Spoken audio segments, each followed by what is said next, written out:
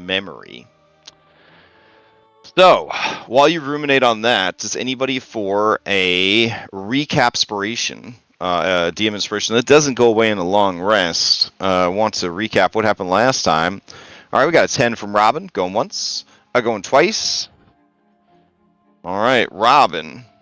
Oh, wait. Oh.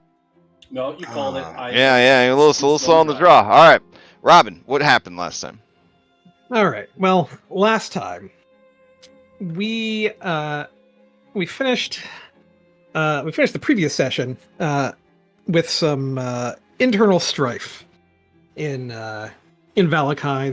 There had been some little bit of consternation between a few party members about how we were handling ourselves after some stress on the road.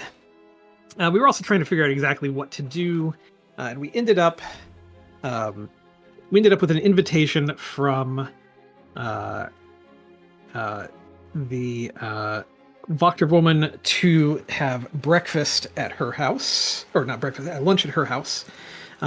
We also decided that we were going to go to the lake to go see Isaac after talking with the Raven woman from the inn. She kind of decided that she could help us keep tabs on him overnight rather than us having to figure out what to do with that. So we were able to get a rest in, except for me. I was not able to rest well and kind of had bad dreams all night. It seemed like Anne was able to actually get some sleep finally, so that was good. Seems like those hags are still messing with us. So when the morning dawned, we set out, went towards the lake, kind of went circuitously out so that nobody could track us, hopefully, and went and met with Isaac to convince him not to go and just kill the Voctor woman, which we did. We kind of showed him our murder board, which he was really just wanting to murder on. I think we were able to kind of talk him down from just murdering everyone and showing him there was a bigger thing at stake.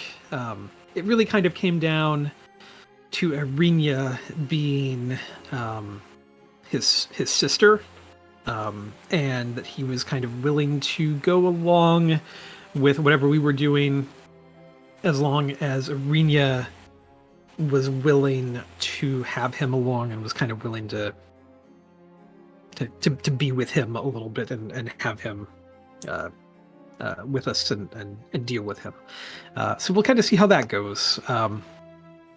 We went back to Valakai, again, through a circuitous route, again, not to be followed, going back in through a different gate, and went to the Voctor woman's house after kind of debating for a while about whether or not we would go and try to use a little bit of the spare time we had to go see if there was anything we could do with that mirror or not. We decided ultimately not to, and we just went to lunch and stayed out in the courtyard while the rest of us went in.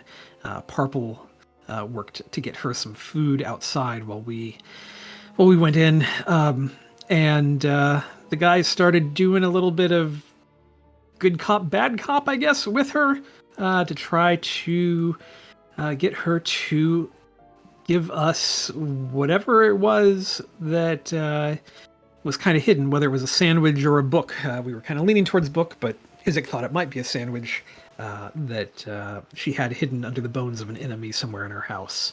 So while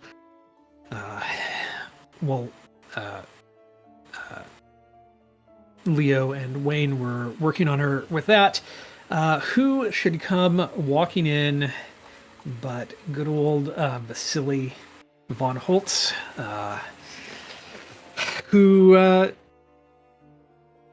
just seemed to know kind of exactly what was going on, catch on very quickly onto what was happening, and instead of calling us out on our BS and that we were kind of trying to put a fast one over on the lady of the house. Instead, just re-emphasize that yes, the Dark Lord had asked us to get this book, and that she needed to get it to us because we were going to go take it to him. This really freaked out Lady Voctor. She asked for a private word with Vasily, so they went off into another room. There was some eavesdropping that happened, and when they came back from that, she sent off for the book to be fetched, and it was given to us, given to Leo specifically. Vasily kind of made sure of that. Vasily really wanted to kind of hold on to it himself, it seemed like, and then it ended up with Leo. Also, Vasily seemed to really have kind of a beef with Wayne, and was really kind of trying to, kind of throw him under the bus a little bit, it seemed like. Lady Voctor also, she and Vasily kind of chatted a little bit, and it seemed like the group of vampires that used to be an adventuring party were still kind of hanging around somewhere, and maybe she was going to contract with them to do some work. It seemed like it might be some bad news for the town of Kresik, and maybe even for us down the road. We'll kind of see how that goes. Either way, not great that they're getting involved. After we had the book, Lady Voctor asked us to leave. She was not in a good mood, so we left. We hadn't even finished our whole lunch, but that was fine. Anne had basically eaten them out of all of their provisions anyhow, so we left, and Vasily followed us on out, and really wouldn't kind of take a hint and leave. We convinced him that we had a couple of errands to run. He decided that he would just stick with us because this artifact that we had was very important, and it should stay under the protection of someone who had the Dark Lord's protection. So we left via, again, a circuitous route so that no one from the town would track us. And once we were out in the forest, we had a little incident where we found a cache, maybe from a were-raven or were-bear. We just kind of left that alone. Or werewolf, I should say. And while we were kind of stopped looking at that, Vasily started a conversation. And as we were talking, everybody kind of put their cards on the table. And it came out that he is Strahd's son. Some kind of part vampire, a Dhampir, I believe they're called. And he doesn't really like what's happening here in Barovia. He would like to see some things change. He would like to see things change enough that the Dark Lord no longer is the Dark Lord, and that one Vasily von Holtz becomes the new Lord of the land. He seems pretty on the up and up about this. He says he'll kind of cover for us and keep up the pretense that we are taking this book to the castle, when in reality we need to probably take it somewhere safe. It's in a lead-lined box, which should keep it hidden from scrying, but we need to take it somewhere safe from scrying. So we're going to take it to the wizard's castle that we know is blocked. So that's the plan, but we pulled out our murder board once again and showed it to Vasily. He kind of filled in a lot of details, gave us a lot of information that we didn't have before about a number of the people. Kind of gave us a little bit of I don't know. We know a little bit more, and we kind of know when some of our actions are maybe going to start tipping our hand in a way that's really going to make us maybe no longer favored by the Dark Lord. So we're we're maybe not quite there, but if he knows that we have this book, that's definitely going to do it. So we got to keep this thing pretty secret and pretty safe. So with that said, we finished our journey up to the lake. We met a strange fisherman named Igor, who has some very folksy ways of dealing with some of the strange creatures out in the lake. He would really like to marry the Voctor woman whenever her husband dies. More power to him, I say. They're neither of them seem like well, they both seem like they're very unique and kind of crazy individuals who might be great for each other in terrible kinds of ways. Either way, he's going to take us out on this lake so I can go get some blood from a fish that I need to complete the ritual for restoring the land. That is where we left things. Ooh, all right, a lot happened last week. I have added a recapspiration to your sheet. For a factspiration, a bardic inspiration that lasts the whole session or until you use it. Does anybody want to tell me what their best childhood memory is? If you do, roll a d20 into chat. If you can think of no best memory, that's fine too. We got 7 from Anne, going once, going twice. All right, Wayne with 15, going once, going twice. All right, Wayne, what is the favorite memory of your childhood? My favorite memory of my childhood, ironically, involves my father. I just turned 8 and was kind of tall for my age. And Dad decided that it'd be okay for me to help out with the farm work that day. And I got to drive the tractor. And that was a good day? That was a good day. Okay, fair enough. You may ask the same question of any NPC you've met previously in the campaign. Oof. I don't know about good childhood memories. Oh boy.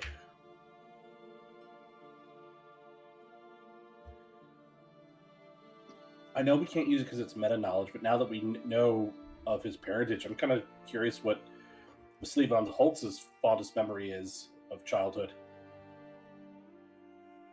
Vasily von Holtz's fondest childhood memory. Oh man.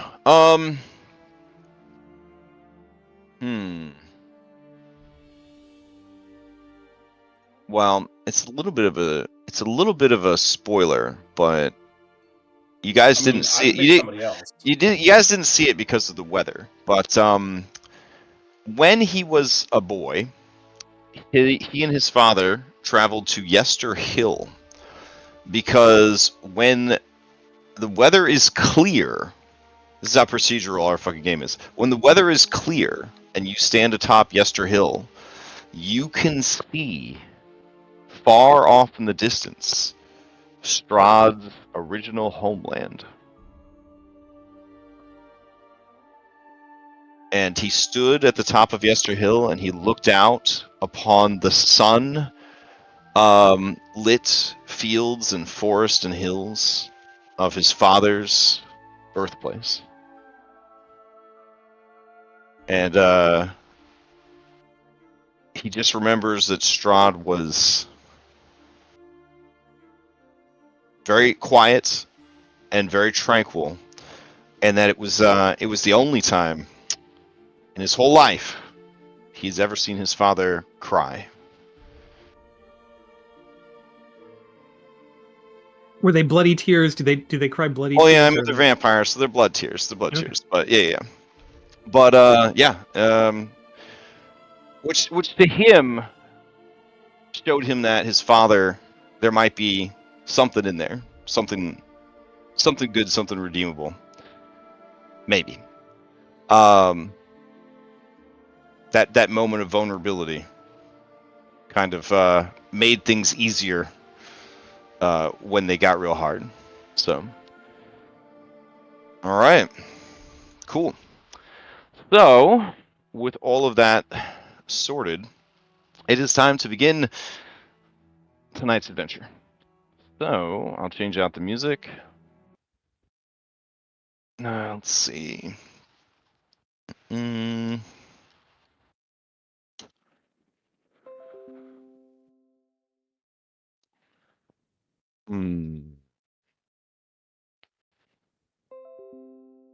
we have some good hunting fish music?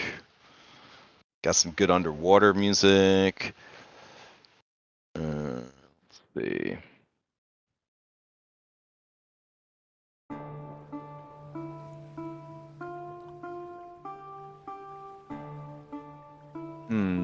All right, we'll see. We'll see where this goes.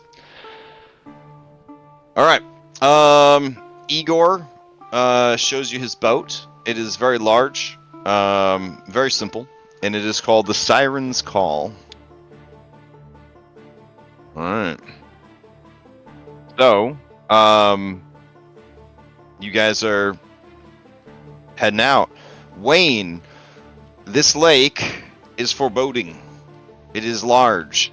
If you guys have not been to the Great Lakes of America, they're basically, for all you know, an ocean. They're so fucking big. So like looking out, like you cannot see the other side of the lake. It's just this great expanse of water, dark and foreboding. So, I will need you to give me either a charisma or a wisdom saving throw to see if you could muster the sense of self or the willpower and determination to overcome your fears. All right, charisma save. Actually, hold on. I need to double check one of my abilities.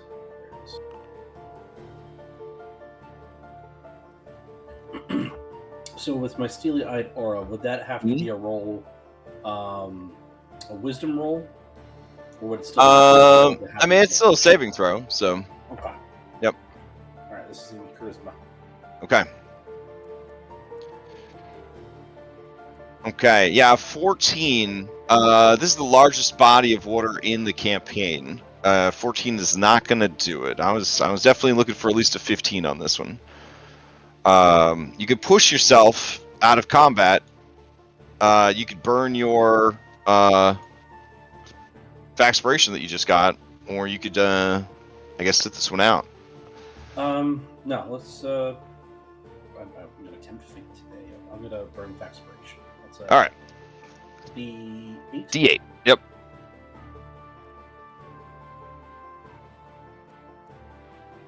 Okay, yeah, that puts you up to a 20. So you understand that your fears are legitimate, but there's a lot of scary things here, and a lot of people have probably had to deal with a lot of scary shit, and you can't let this stop you from keeping your allies safe and contributing. So with a pounding heart and sweaty palms, you would board the ship. All right. So as you are getting ready to board the ship, Vasily von Holtz says, "This is where our path will have to branch off for now. I have matters I need to attend to elsewhere. I trust your judgment not to return to Valakai for a bit of time.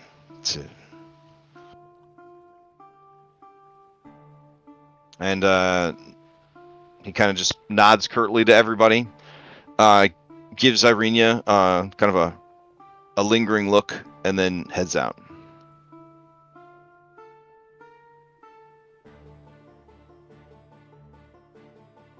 All right. Who knows? Maybe he had thalassophobia. Mm-hmm. All right. So, how this is going to work is on this boat, every hour, we'll check for a random encounter. If Robin is using the Seeker's Dagger to find animals or whatever the effect is. Then, locate animals and plants. Then every hour, there's a 50% chance you just find what you're looking for. Otherwise, you get the random encounter that would normally be there. Mm-hmm. All right, does that work for everybody? Yes, and she is definitely using. Okay, sounds good. All right. So, the first hour, we're looking for a 15 or higher for an encounter. Here we go. All right. And then, Robin, give me a D Hundy. If it is a 50% or less, you find what you are looking for. Beautiful. All right. How efficient. Let's head out to the lake. Crash, I'm going to redeem my last modern day token for another box of ammunition before we get too far down the rabbit hole. Makes sense. Makes sense. All right, I'm out of modern day tokens, people. Alrighty. I got one just in case. Here we go. Out. Robin still has one too. Out in the ocean. Robin's like, I pull out this box of ammunition. I don't know why I brought it, but You can't put your finger on it, but Igor's boat feels like it was built by a child. Well, it's very simplistic compared to so much else that you've run into in Barovia. Mm-hmm. But it's exactly what I needed for this scene, and that's what we got. So, anyways, you're out here on his fishing skiff. Things seem pretty good. You feel, Robin, that this is the place the creature is near. I feel like this is the place the creature is near, she says. Okay. Igor says, Igor looks at you and says, "Oh, you think so? All right. Just a minute." And he goes and he takes the lid off of this basket. And it's not a basket, it's just a hand-woven wicker lid over a bucket of foul and rancid chum, like fish guts and bones and scales and stuff like that. And he says, "Are you ready?" Yes. Now, Crash, this is me, just because it's been a little while since Yester Hill. Uh-huh. If I remember in the prophecy, we just need blood, right? Like that was like I don't. Yeah. Theoretically, So, have to kill this whole thing. You need enough blood to burn a bowl of the blood 3 times, once for each of the fanes. Okay. Yeah, so you would need to collect a significant, not significant, but enough that you could represent this blood 3 times in the offering bowl. Okay. Yeah. Obviously, the best way to get as much blood as possible is to kill it. But I would say that any of these creatures, if you bring them to bloodied, you could use an action to collect enough blood from the creature at that point. Got it. Okay. Yeah, but the theory of like cutting like the rock 1 time and hopefully getting enough blood, we maybe, depending on how horrible the fight's going with the rock, but for the most part, yeah, the creature would need to be bloodied to kind of represent that it is bleeding enough that you could grab it, unless you had some kind of effect that was causing it to bleed. Okay. Then it would be much easier to get the blood out of it. All right, he's going to go ahead and dump it, and moments will pass, and then it will roll into initiative. Coming up to investigate. Before we start, since we have flasks in our inventory, can we make sure everybody has a flask? Like handy? Oh yeah. Handy. Can we make sure those got distributed out so everybody has one like in their inventory? Can we just say that we did that before combat starts? That sounds good. Okay.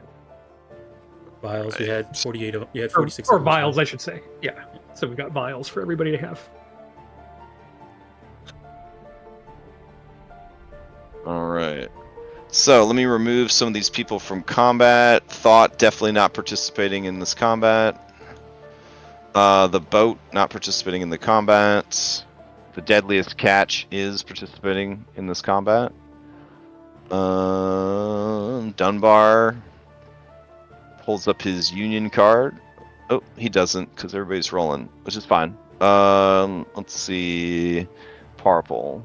All right. Dang, it's a big old party. Let's hope it stays that way, huh? All right. Yeah. Needs to pull up her. Oh companion yeah. card. Sorry, she's only a companion in this game. She doesn't trust the other two groups enough. All right. That's wild. Like, what are they doing? Yeah. Anyways, all right. Go ahead and stop this music. Open this. Surprise classic.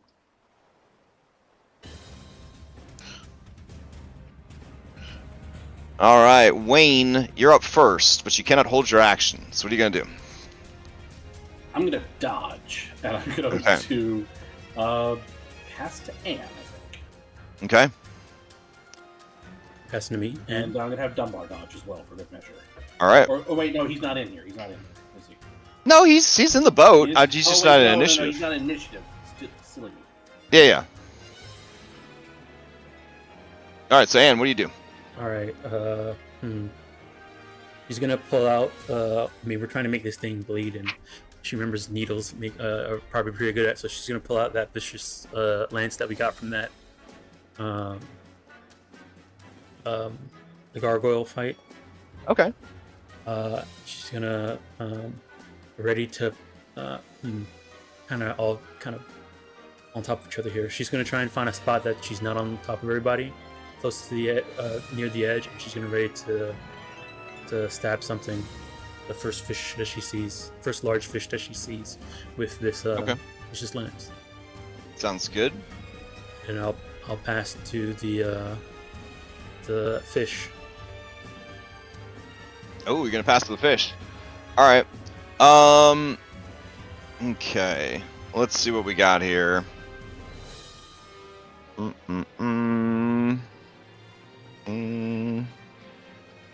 Yeah. Okay. Let's see. Oh man. Okay. Yeah. So Igor's chumming at the edge of the boat. I feel like he would be a pretty good target, honestly. Okay. The creature is going to swim towards the surface. As it does, Anne, you see how big it is. Everyone would see how big it is. You were readying an action. I don't know if it's close enough to you. No. Okay. I only have a normal reach of 5, and this only gives me a reach of 10, so it's too far away. Got it. Alright, it is going to use Pounce as part of its attack. And then targeting him, it is going to perform a bite attack. Here we go. 20 is going to hit for a genteel 9 damage. No big deal, no big deal. Let's see. Because it was pouncing, let's see. He's got to make a strength save to avoid being knocked prone.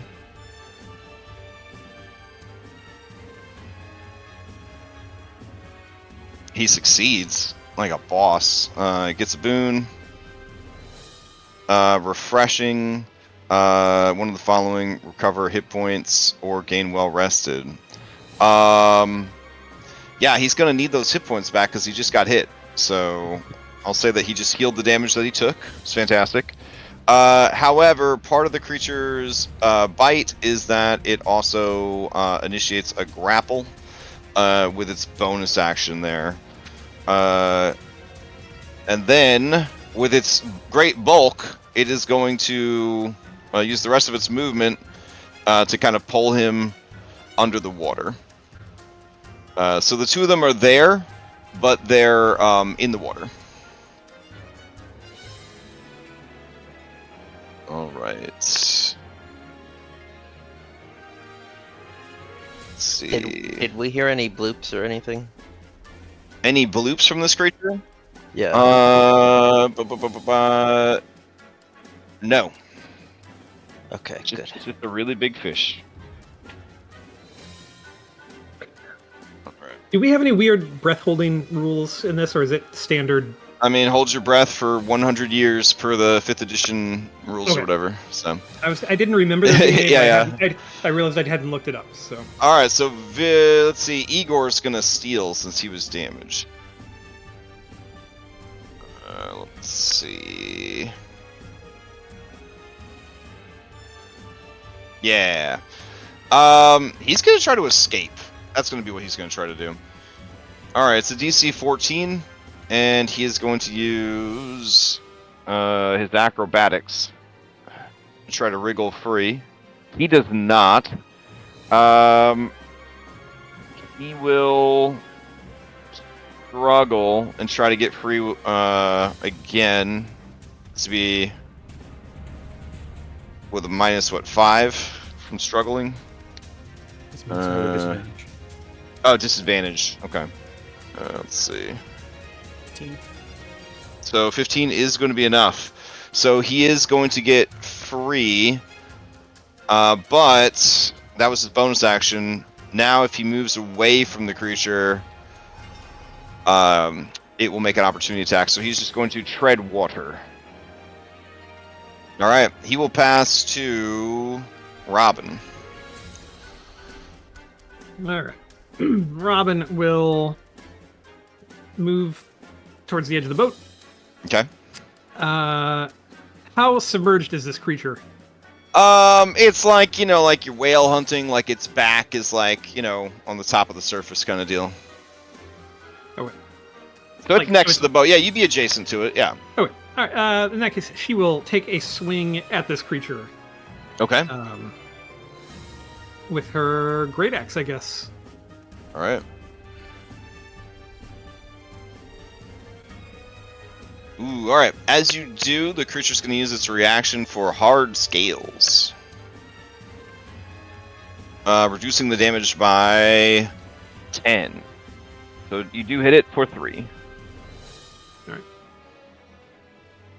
Well, if I hit it for 3, I will continue with my second attack that I have.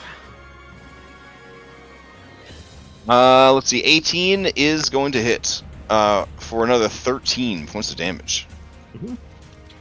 And then I will use my bonus action.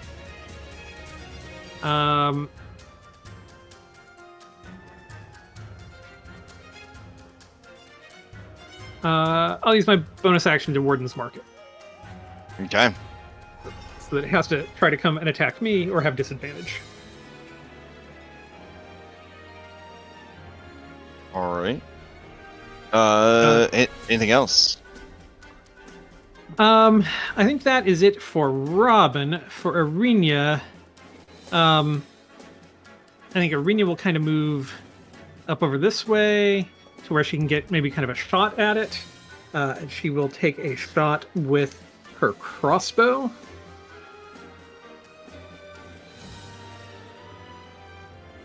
Uh, 19 is going to hit. And then she will move kind of back into the center of the boat as much as she can.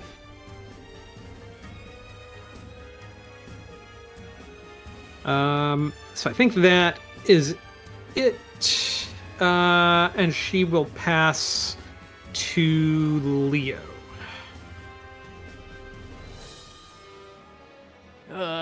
Everybody, deal with that thing. Kill it. Stab it.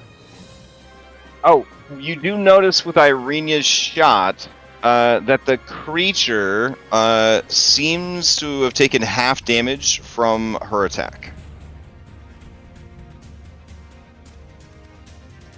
Igor, Captain's supposed to stay on the boat, and Leo will attempt to grapple him.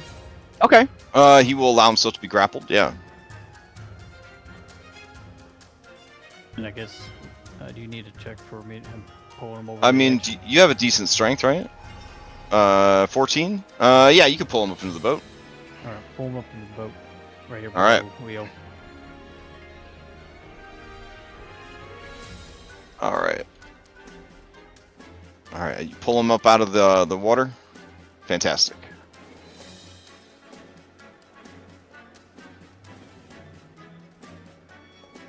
All right, and then? I'll pass to Taylor. Okay, Max Taylor, display you're up. Is a D6. Okay.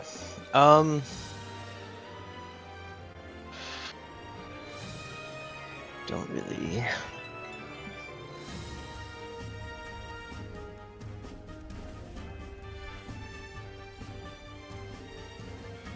Taylor's gonna move up to here and dodge. And she will bolster in. And then pass to Anne. Alrighty. Hasn't Ann already gone? Yeah, you got Leo and you got Leo, Oh, and you Leo got went. Victor. It's yeah. Oh, so you just got Victor then. Yeah, yeah. Oh, okay. There's Victor. Okay, that Yeah. changes things. I didn't see him in the initiative. He's there. Do you mind if I take my dodge back Entire and attack? turn back? Oh, I didn't see him in the initiative. Sure, go ahead. Okay, cool. Yeah. In that case, I'll just move up to here and attack it. Okay. Okay. Let's see. Okay, Robin's adjacent.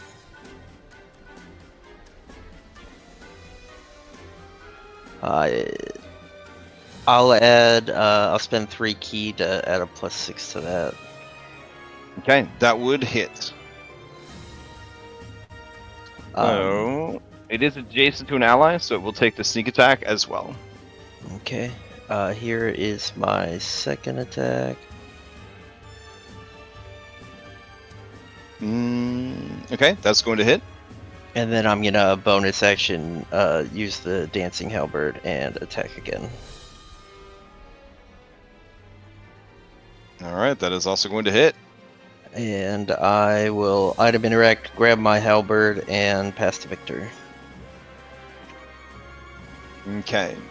Victor's turn comes up. He is just going to launch a firebolt at it, but the creature is wet.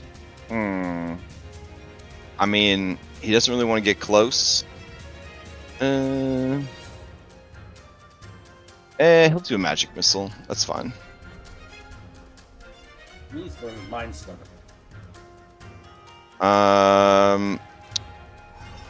Yes, because this magic missile doesn't roll all the shit. Alright. Okay, all 3 of those seem to strike the creature. And it seems to take full damage from them. Alright, the creature will steal going into the next round. Going once, going twice. Okay. Alright, let's see. Got Robin there. Robin's got Warden's Mark on it. Disadvantage on any attack roll that doesn't target you. Yeah, it'll target you. It's fine. Robin, you have all your hit points? Question mark or no? I do, but I am my max hit points have been lowered because of the curse thing from the hags. Okay. So you're not missing any hit points? I'm not missing any hit Okay. points. I have temporary hit points, and my max has been lowered. All right, that's cool. As long as you have the full amount that you could have, it can't use its blood frenzy on you. All right, it's gonna go ahead and try a bite. Getting a natural 20 for 19. Oh no, never 19? Mind. Never mind. It's for everybody else but her. Sorry. Okay, so hitting for 17 damage and causing an injury. Yep.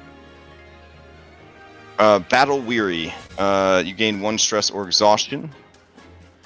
And then, as a bonus action, it's going to go ahead and grapple which will also cause restrain. And then it is going to swim down with you.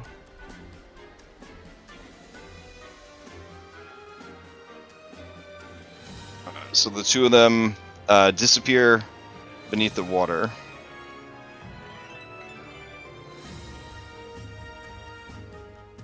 All right, Robin, you can steal if you'd like. Definitely. All right. Okay. I was just looking for the exhaustion to.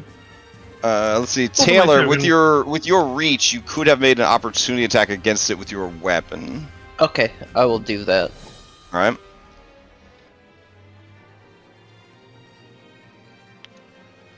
Yep. So that would have hit for another 11 points of damage. For some reason, it's not letting me add exhaustion to my. And token. then against. Oh, really? That's weird. Yeah. It will reduce the damage by 7. Okay. And then let's see. Oh, let me see if I could add this to your sheet, Robin. There it goes. Okay. All right. So Robin, you're up. Okay. So it is holding on to me, and I'm grappled. Mm-hmm. That's fine. I'm just going to strike back at it. Oh, I okay. think. Excellent. Um, All right. Why So not? this, you're restrained. You're underwater. So this will be a disadvantage. yeah. It's fine.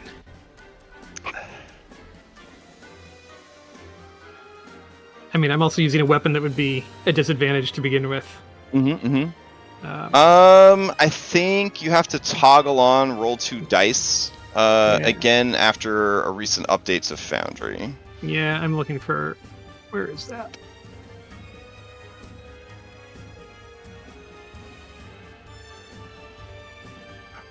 Where is the setting for that? It's under ready, set, roll. So you'd scroll down until you get to the R's, and then there should be an option called always roll multiple dice. Basic roll. Oh, yep, there it is. Yep. All right. All right, but roll that. for now, give me another roll real quick.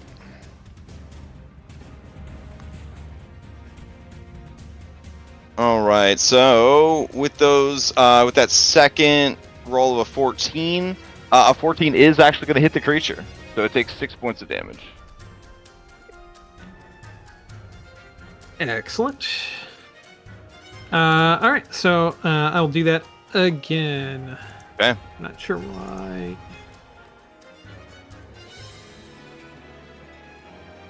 Let me see why it didn't save that. Always roll. There we go. All right. Yeah, we'll do that again.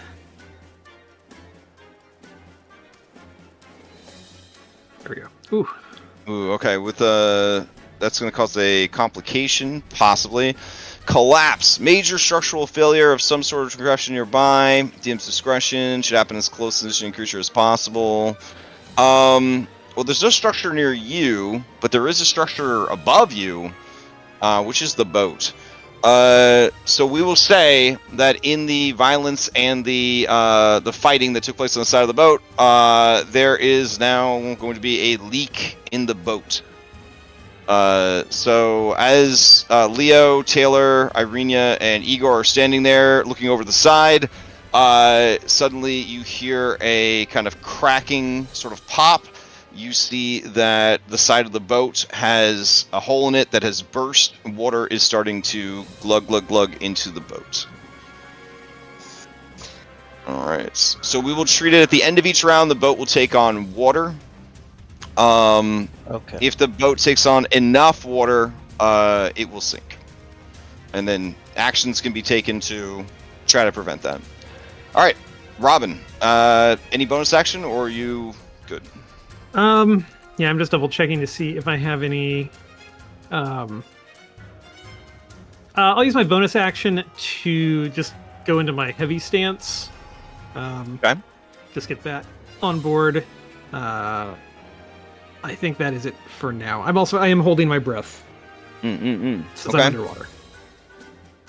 It's funny you're saying that you're getting that on board when you're clearly in the deep end. Yes. Oh, wow. Robin, you may pass to someone else. How deep is this thing down at this You point? guys, 30 are, feet? you guys are 30 feet down. Yep. Well, Irenia will. I mean, I guess you could try shooting. Yep. Down These there with will a be crossbow? blind shots essentially. Like it's a big enough creature. She has a general sense of where it is, but the lake is extremely dark. Okay. And yep. Okay. Well, she gets. I just realized she gets 2 shots because she has a multi attack. So she would take a couple shots down there. All right. 23 is still going to hit, though it takes reduced damage, it seems. You can go ahead after this attack and give me 2 d6 rolls. Mhm. All right, and that attack hits as well, though it does seem to have resistance to the attack. God damn. All right, and she is at level 2 aggro now. And she will Alright. move back up into kind of the center of the boat. All right, and I will pass over to. Let's pass over to Anne, I guess. All right, Anne, you're up. All right, the fish grab Robin and swam down. Mm-hmm. All right, Anne's gonna run and jump into the water after it. Okay.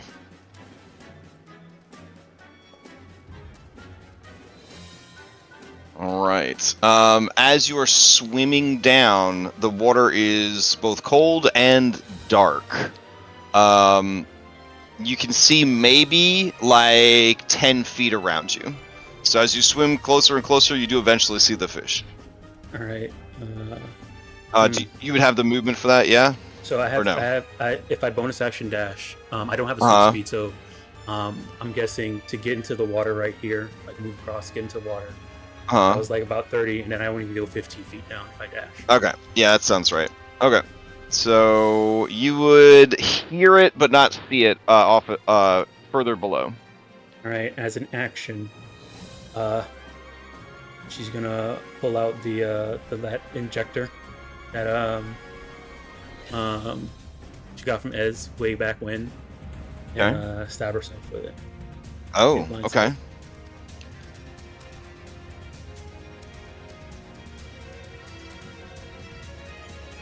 No, do the Constitution save.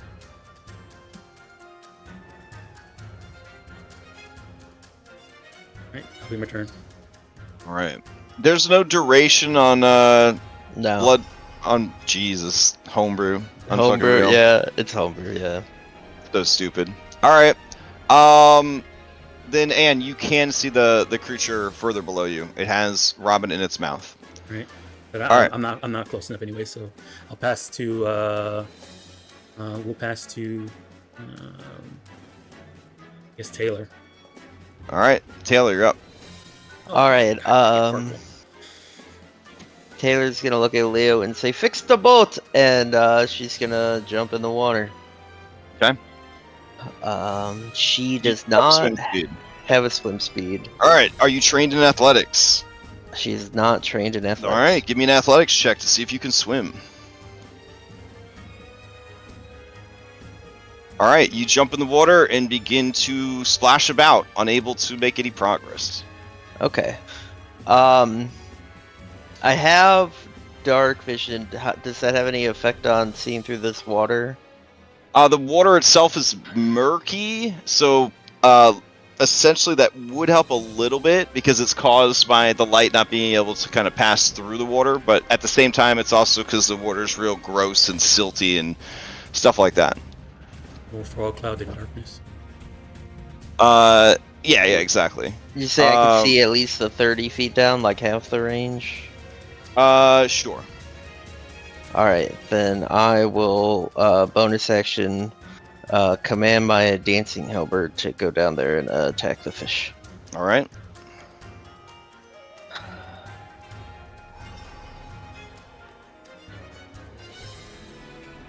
That is going to hit. The fish is going to take some damage. As it does, it is bloodied.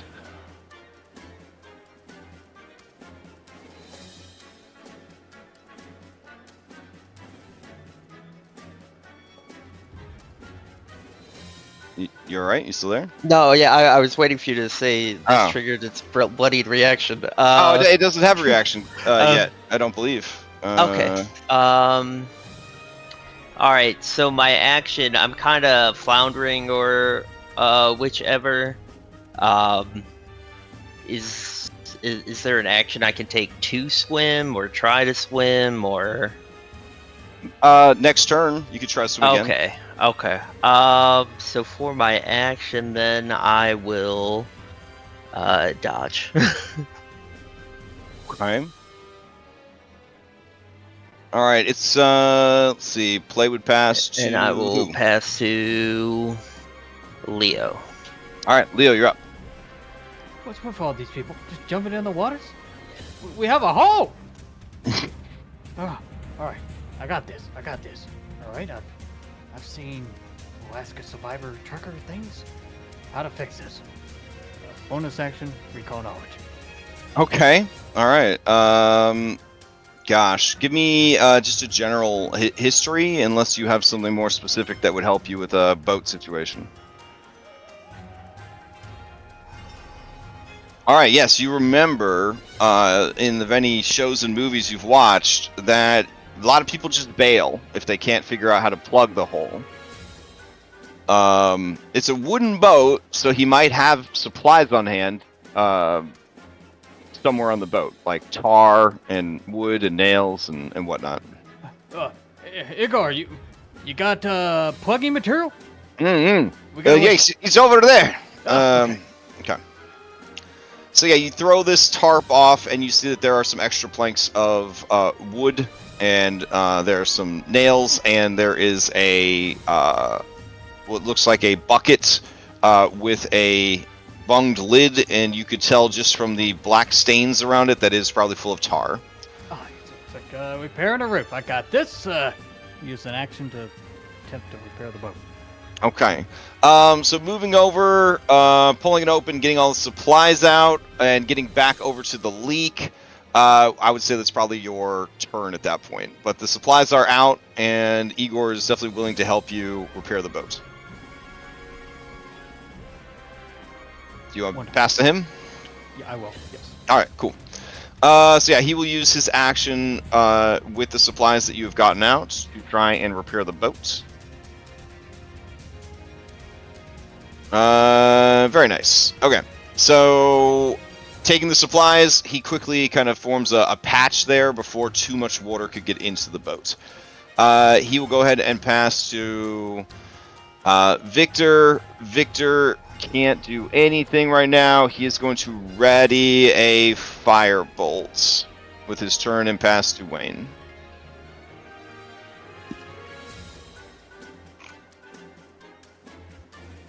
Does it look like Igor and Leo have it pretty well in hand, or could he use some assistance in patching the hole? Also, it seems that into the boat. So the two of them definitely have it in hand. You seeing Anne pulled under, seeing Robin pulled under, and then Anne disappear under the surface, and then Taylor sort of drowning with style. Yes, I would definitely want another wisdom or charisma save to see if you can maintain your composure in this situation. All right, with your class ability, a 19 is going to be enough. Okay.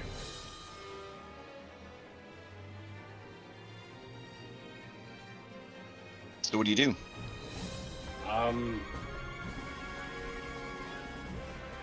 There's nothing I can really do. I will,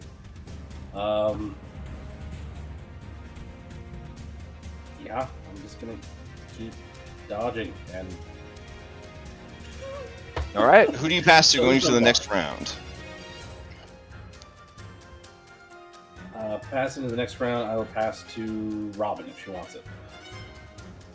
Sure. All right, Robin, you're up. Robin will just keep hitting this thing if she can. Sure. 12 is not going to get through the creature's defenses. All right. Let me think. Well, I have a second. I have a second You can attack use that I will this take. side too. On the next one. That's true. So you're gonna do an attack again with your multi-attack and the tactics die.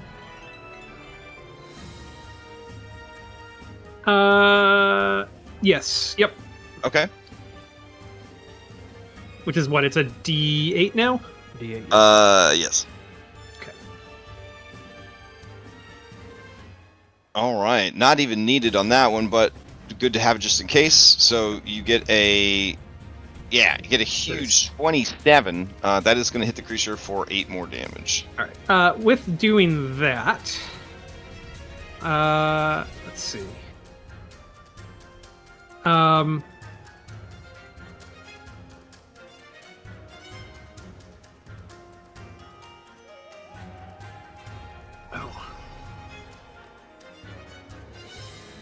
Oh, I think I had to declare it beforehand. Let me just double check. Oh, yeah, I had to declare it beforehand. So, never mind. I will not do that thing. In that case, that is what she can do, I suppose. With her turn. And, Arena will again run to the edge and take a couple of blind shots down there just to before this thing swims out of range. Okay. Let's see. Firing down blindly towards the creature. Both of those shots are going to hit. I'd say the first one maybe not, because I think at this point Anne is probably giving it soft cover there. The second one would hit. It seems to take reduced damage from the attack. Okay. And then give you And another then d6. Yep. And she will move back to the middle as well.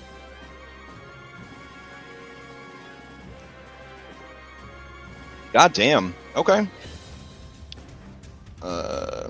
It's not in any good position to make Irenia the target, but I guess if it needs a new target, it knows exactly where to go. Well, and I mean, I don't hate it because, like, if it really wants to, like, it, it pulls me back up out. So. All right, it is going to try and steal. All right. Going once, going twice. All right. Let's see. Gets its reaction back, and with you already in its mouth and restrained, it's going to try and bite you again. Rude. See what happens. A 23. Yeah, that'll hit. All right, so bites you for 7, and you are swallowed by the creature. So Taylor and Anne, you watch as she disappears inside the creature. I mean, Igor specifically said that it might be easier to kill it from the inside. That's true. And then with its tum-tums full of delicious robin, it is going to swim down and over a bit.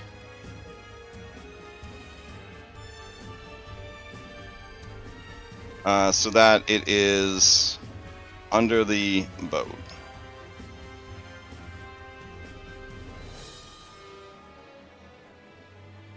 All right.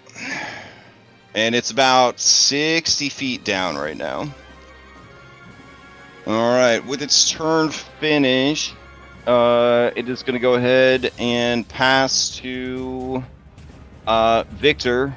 Victor doesn't see the creature, doesn't know where the creature is gone. Will continue readying a firebolt if he sees the creature. He will pass to Igor. Igor tells Leo, "I've got it from here," and he will finish repairing the boat and pass to Leo.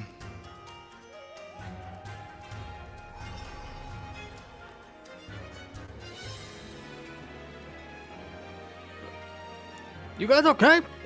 You be in the boat, not in the water. We're gonna. I lost track of Robin.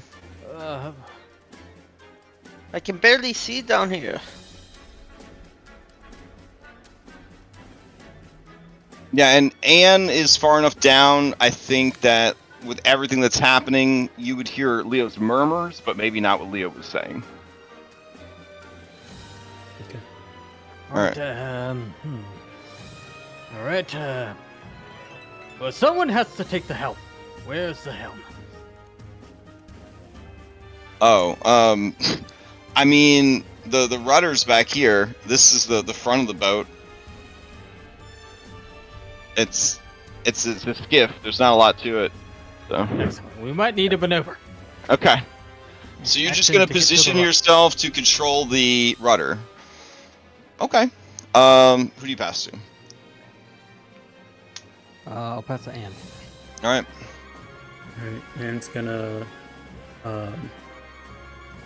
swim, bonus action dash to get up onto the fish. That'll be Okay. That's how much movement I would need to do it to get to him.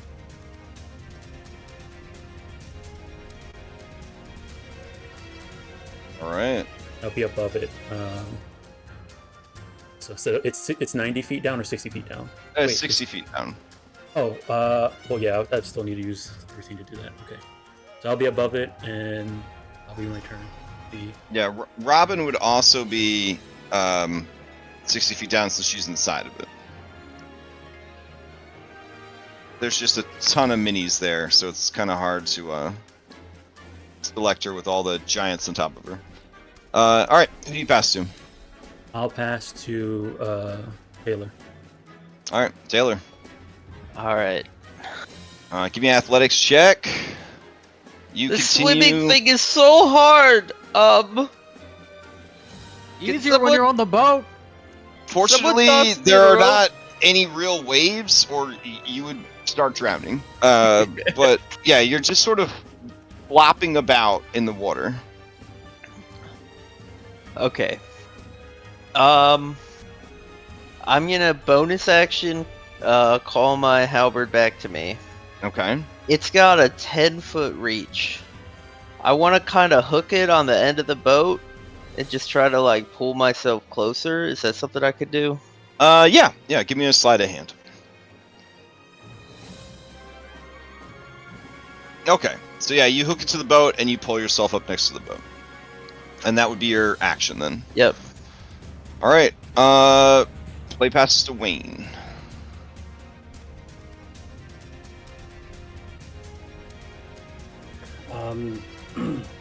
Is there like probably not, but is there like a lifesaver or like a rope or something that I could throw to Taylor? Taylor's like climbing into the boat on the next turn. They should be fine. Okay. Yep. Wayne's gonna continue to be useless. It's gonna dodge. Did Okay. you make a save or anything? Yeah, I would say that the fact that they haven't come back up to the surface yet, give me another wisdom or charisma save. Okay. With a 12, you start freaking out. I'm gonna say that you would take some stress from this, so you would lose your well rested. All right. Who do you pass to going into round 4?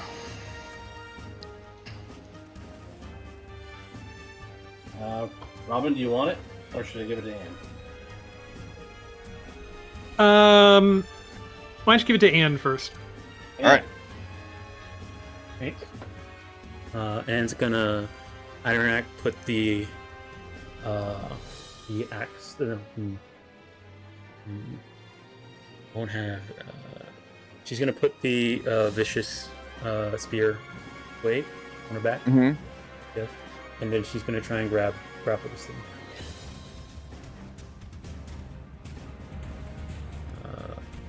No, let's drop it. Not let me. Athletics. Okay, a 20 just meets the creature's passive athletics and passive strength save. So you get it. Alright, and then she's gonna start swimming, trying to swim up with it. Okay, and you but are since- treated as how big? I'm considered huge now. right now. Okay, so it's one size larger than you.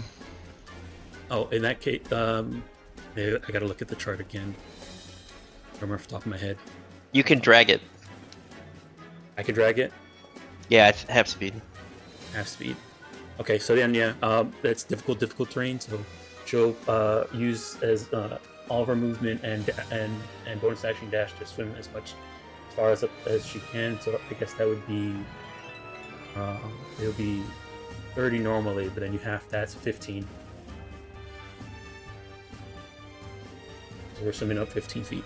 Okay, since it's one size larger than you, it is going to try to break the grapple using a reaction. Okay. If you attempt to force move them.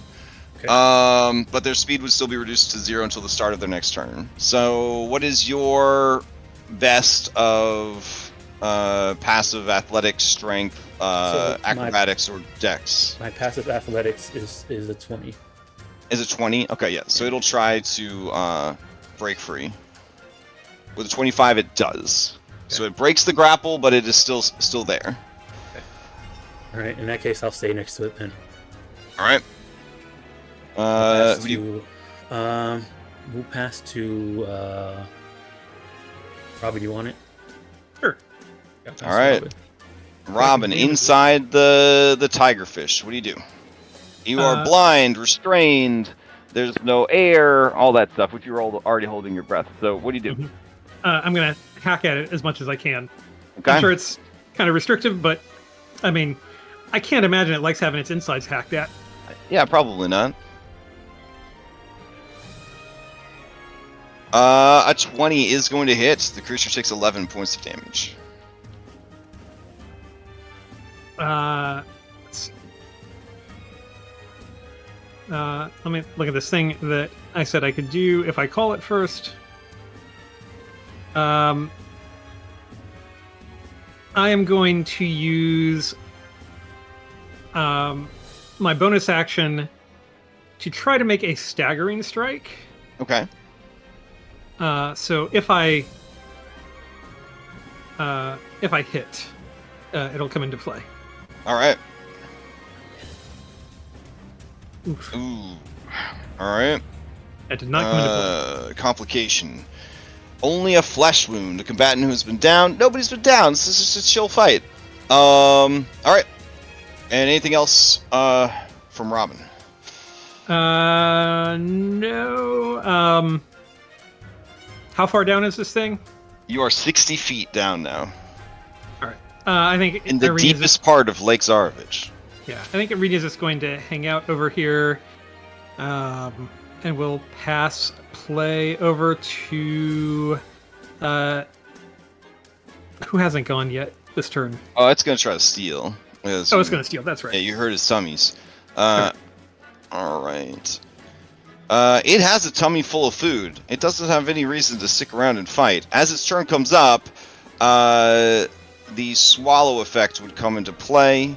Inside of its tummy, you would take 2d6 acid damage. Sure.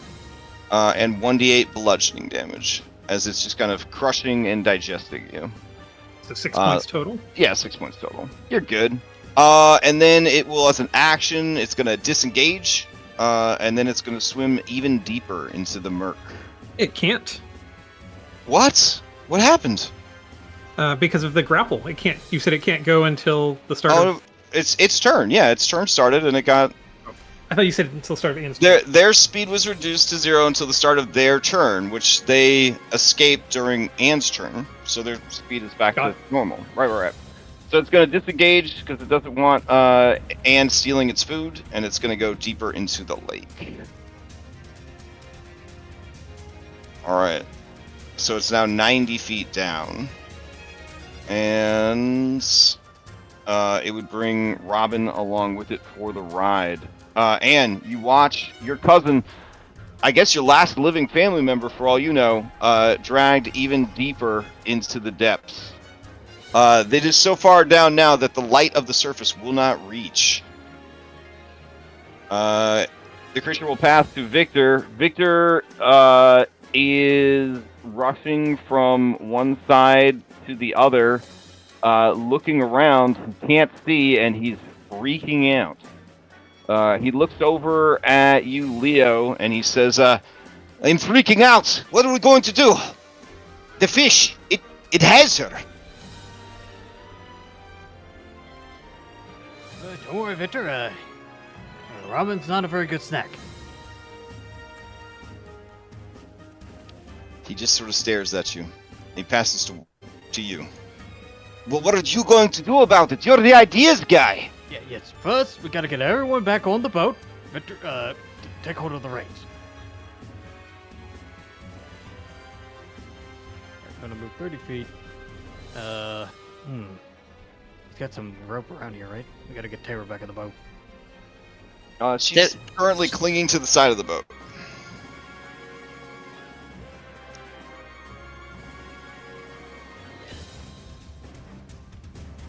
She reaches up, offering you her hand. I will bonus action step, so I can get a range, and I will action pull you in. Thank you. All right. And then? Pass to Igor. All right. Igor looks at the work he's done. He nods. He rushes over and he says, "It is a shame about your friend. Hopefully the big lady can save her." And that's his turn. He'll pass to Wayne. Wayne, the people are talking about, like, she's done. She's not coming back up. I need another saving throw. Wisdom or charisma. All right. You dig deep. You keep it together. It's fine. You guys have survived worse things than this. This fish doesn't even have a paragon action economy. This is fucking ridiculous. What do you do?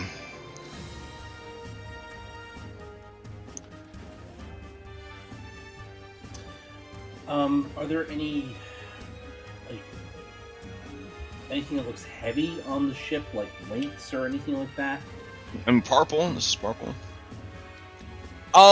There are some empty barrels. There are, supplies. There's net. Some of the nets do have weight on them. They're not exceptionally heavy, though. It's a skiff, so he doesn't really have too much on there to weigh it down. Doesn't have an anchor or anything like that. Okay.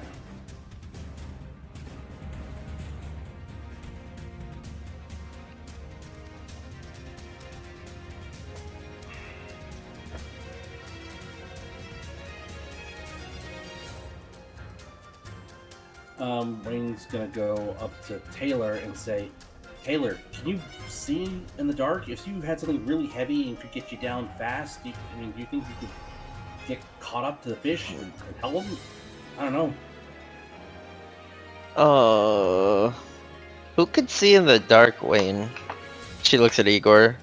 No, I don't want to go down there. No one ever told me swimming was so hard. I've never done it.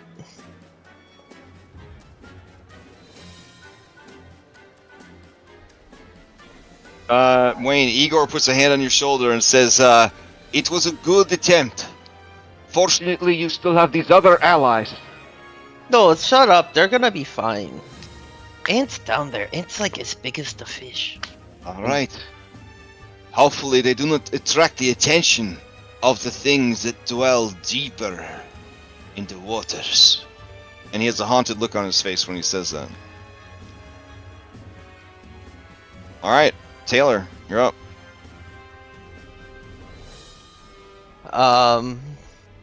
Taylor's gonna get a rope. I'm sure there's rope on this boat. She's gonna measure out a length of 30 feet. She's gonna tie one end to the mast and the other end to her waist. Okay. And I assume that would take her whole turn. All right, sounds good. Who do you pass to in the next round? I will pass to Anne. Okay, Anne. You know the general direction that they swam away in. All right, she's gonna swim 15 feet down. Okay. Once they get within, so that would be. Hold on. Where's my pointers? So, 15 feet. That'll take me to 70. Okay. Then bonus action dash. Yeah, it 15. is dark. It is so dark down here that without light, you would not be able to see. And that's why she's swimming in. But you have 15 but you increments have for the blind dark sight. you have the dark vision thing, right? The blind No, sight. the blind Okay. sight. Yeah, the blind sight thing. Yeah. So that's why she's swimming in 15 Yeah. feet increments right now. Yep. So then you would detect that it is below you. Okay, so I still have my action right now because it was movement for 15, then bonus action dash for 15. Mm-hmm. And I'm 85 and it's 90. Okay. I'll action. This time I'm gonna try and grapple it again. Oh, okay. Probably I could rage first, but all right. 30. All right, you grab a hold of the fish. All right, that's my turn. I'll pass to Robin. All right, Robin. Robin doesn't really know how. I mean, I guess you can probably feel a little bit of like the pressure is getting a little deeper from going deeper, but I mean, it's only 90 feet. Yeah. I mean, my ears are probably busted right now. yeah. Yeah. All four of them. Yeah. But she's gonna try to keep hacking at this thing from the inside. Yeah, what else is there to do? All right, go for it. 8 does not hit. You try to move the axe to kind of start scraping it and carving it along the inside of the fish, and its muscles contract, and you almost like cut yourself. And then, All right. try again. Yeah, she's gonna try again. All right. See if we can do anything. Same deal. You could feel its muscles contracting. You feel like this kind of chemical burn happening, and the pain, the darkness, the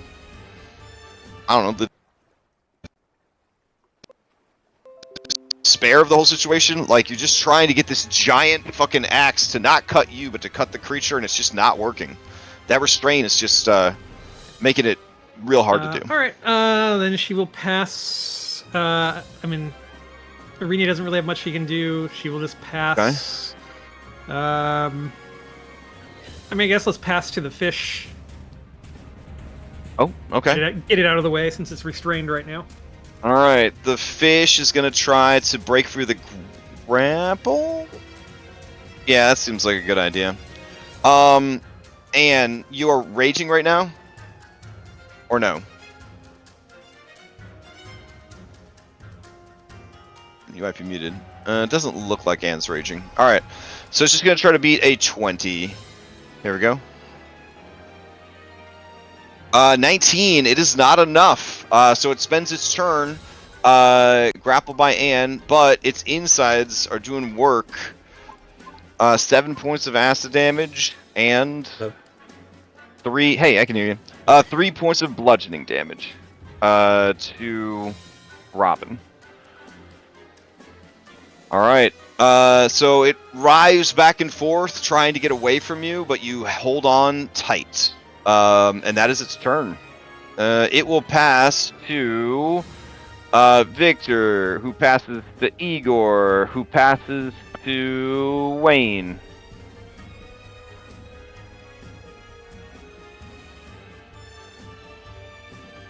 Wayne, what do you got?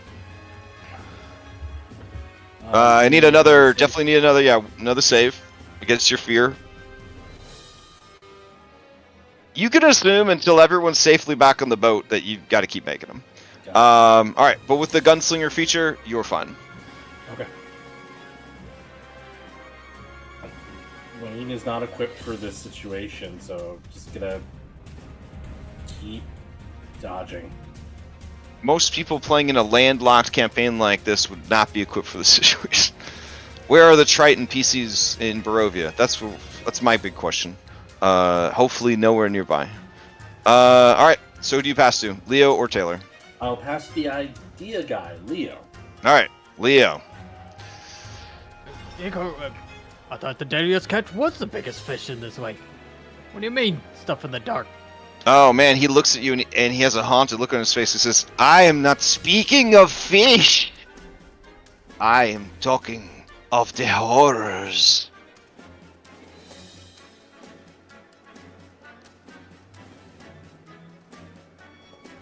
All right. Okay. We are going to inspect the barrels. You know, in case the horrors come, we might need a lifeboat, and that's the closest thing we got. Okay, there's no lifeboat. It's a skiff. I know. Yeah. You think about using the empty barrels as a Oh, lifeboat. as a lifeboat. Okay. Yeah. So give me a intelligence crafting as you check out the barrel situation.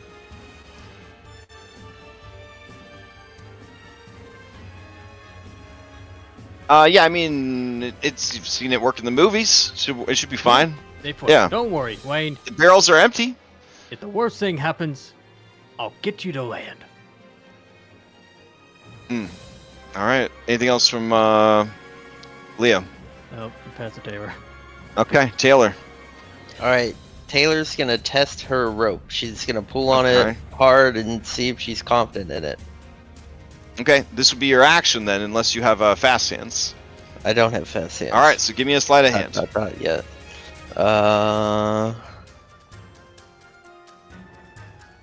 It's a very good knot. With this, I can't drown surely. She will use her movement, and she will jump into the water. All right, and just sink. Again?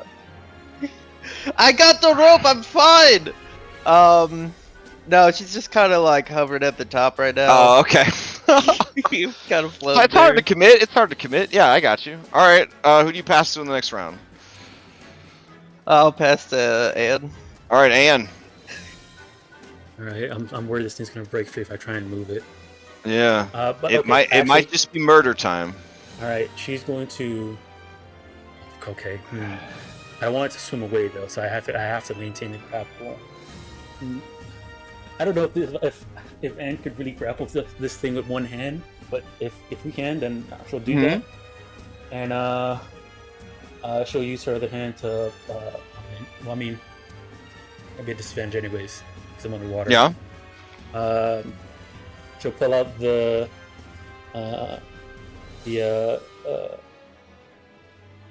silver great axe, and she'll go around and try and hit it with that while trying to maintain her grapple.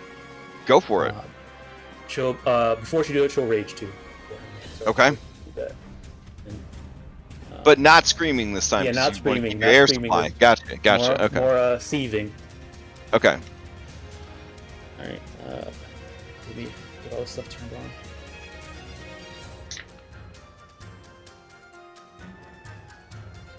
Right. Let's turn it on, and then.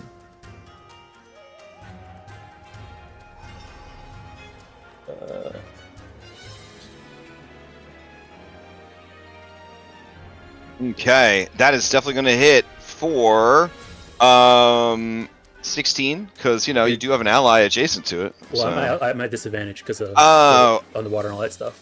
So Okay. I don't get sneak attack. It's just a 12. Oh, right. Okay. Let's see. So 12. All right. Oh, did not add the rage. It didn't add the rage damage to it. There's extra 2 on that, so it'll be 14. Oh, okay. Yep. So inside the fish, you feel a thump, and you hear a sort of crunching sound, Robin, from outside the fish. Okay. Anything else, man? Bonus action. She'll put the great axe back and get her 2 hands on it. Okay. With fast hands. All right. The fish is gonna steal. Going once. Going twice. All right. Oh no, never mind. I can do that anyway. So I raged. It's gonna try to digest its meal. So an 8 and a 7. That's rough. It wants to escape. Which is which? 8 is. Oh, sorry. 8 is the acid, and 7 is the bludgeoning. All right, so I will resist some of the bludgeoning because the acid puts me below half health. Ooh, okay. And then let's see. Yeah, it's gonna try to break free again, but it wouldn't. You'd be able to try and grab it again with a grapple. As So a for the is it moves away if it unless it's disengaged? yeah, it It don't know better though. It's gonna try. At least it's gonna give it one shot. So because you are raging, we're gonna give it a. Say your pass was 5 points higher than it normally be. So it's gotta get a 25 on this check. All right. 22, not enough. So it remains stuck. It will pass to Victor, who passes to Igor, who passes to Leo. All right, Hirosky, set up.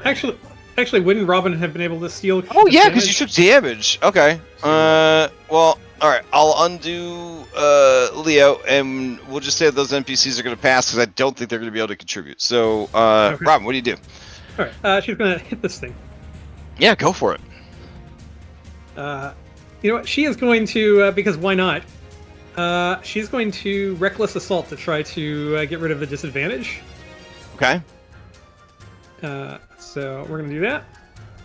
This is just a straight up roll. So 23. 23 is going to hit for 14 points of damage. All right. And with that, she will use her bonus action to use the staggering strike. Okay. So it needs to make a saving Con throw. save. It can make Dex. Let's see. It's a Yeah, Dex con or a strength. save against your DC, which is determined by your strength or dexterity Oh, there it is. modifier. Got it. Yep. So it would be strength. So that is a 3 plus 3. So 16. 14. 14 is the save. All right, 14 is the save. Okay. Here's the Constitution save. It makes it with a 26. Well, she's going to attack again That with her makes sense. second attack. 15. All right. Do you, for reckless assault, is that just one attack or is it all attacks? When you make an attack against a creature, you can expend a battle die to make a wild, desperate strike, leaving you vulnerable.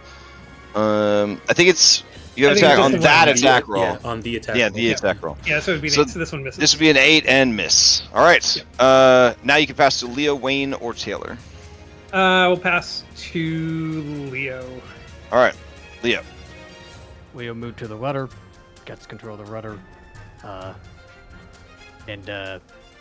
Taylor, which way you want to go?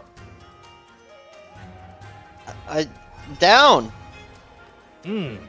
Yes, down. Okay, steady your goes. Okay, are you gonna attempt to pilot the boat? Oh yeah, of course. Oh, okay. We're always moving. Yeah, sure. Okay. Damn. I think we got rid of all the tools. Did we get rid of vehicles also? Vehicle proficiencies? When we got rid of like tools? I don't think so, right? We still have vehicles. I don't remember. Yeah. Are you trained in water vehicles? Nope.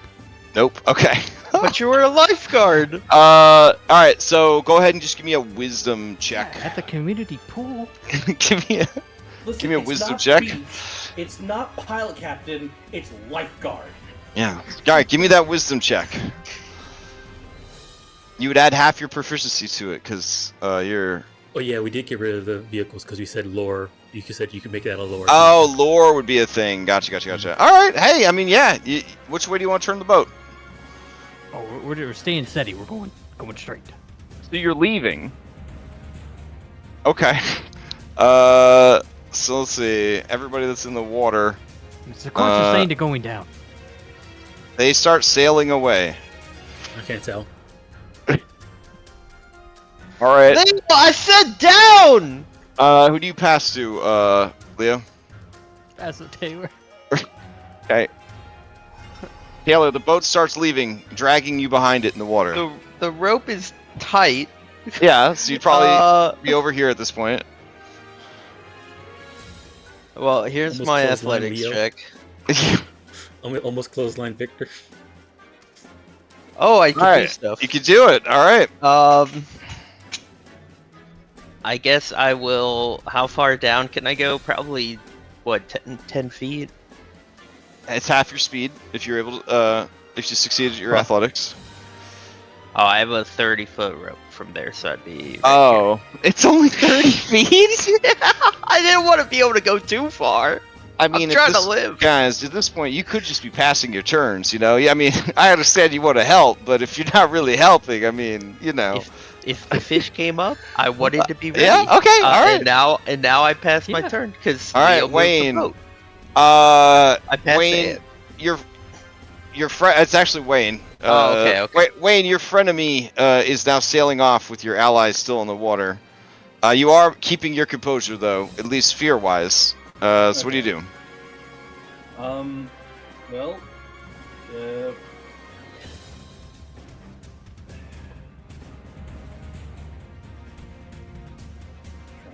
Well, I'm gonna be closer to Leo and say, Leo, we can't sail away. We need to stay put. There's no anchor and there's a sail. This thing doesn't got a motor. We're always going. Then we have to roll up the sail. Ah, circle. Got it. Okay. If you pass to Igor, he will. I would assume if Anne if Robin told everybody to stop, the sail would be up. So at this point, Leo is using the rudder to kind of use like the currents of the lake kind of deal. But yeah. I picture Leo just pushing it left and right to make it. Just make it like waddle forward. Yeah. All right. Igor wants to know. Do you want to leave? No, we're staying. Okay. Then Igor, he should why not don't you touch take that. over from Leo.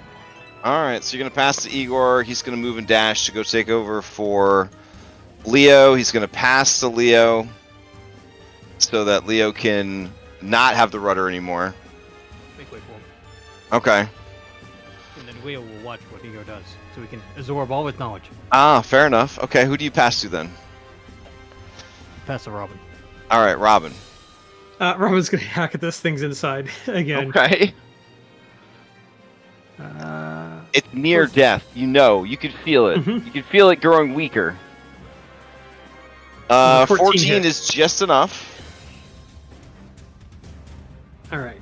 You know what? I've got one more reckless assault. I think Mm-hmm. I'm gonna do it. And we're All gonna right. do the second one if it's still alive. Oh, it's definitely still alive. Oof. I What mean, a it doesn't 7 really- is. Doesn't Yeah. matter. All right. It's gonna steal. All right. Here's your acid damage. Here is your bludgeoning damage, and then Anne, since it can't get away, it's gonna try and bite you. Here we go. You're not Right side. missing any hit points, right? No, I'm not missing any hit points yet. I Okay. just have so this is reduced just max. it's just a straight roll then. Oh, that is a crit. Alright. Alright, let's see if there's an injury associated with it.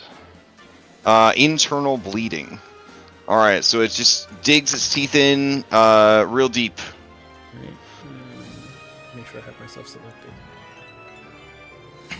Take the full damage with the crit. Alright, but you do not let go of the creature. It can't go anywhere else. It's just gonna stay there.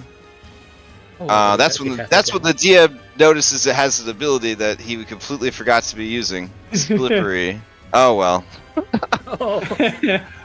That's fine. I don't think it would have made it on the check anyways. I was trying to get a 25. Yeah, it rolled yeah. on its second die.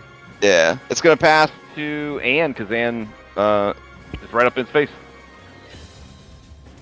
Wait 1 second. Yes, and then apply half. Alright, yeah, she's gonna, try and hit it with the thing. She'll, bonus action, we'll reckless. Okay. Alright, so it's a straight roll. So it'll be a 12. All right. So Oh, 14, because it's not adding the. You fix that. Okay. All right. Takes 12 damage. It is on its last Well, leg. Is in this case, since it was a straight hit, does Robin count as an ally next to? Oh the yeah, second yeah, attack? yeah. Okay, in that case, 14 plus 10, 24 damage. All right. In that case, the creature dies. All right. She's All right. going to, while holding the fish and hopefully before try and get as close, swim as close up to the surface as she can. Oh yeah, Some yeah. movement and, There's no way that Robin could die from the acid and all that before you guys are able to pull her out. So I will say that you are able to swim up to the surface with your kill.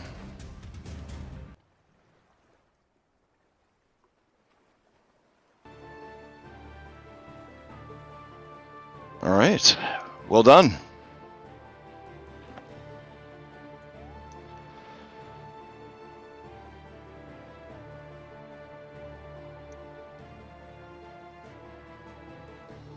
All right, and you pull Robin out of the creature's mouth, and you now have this massive fucking fish.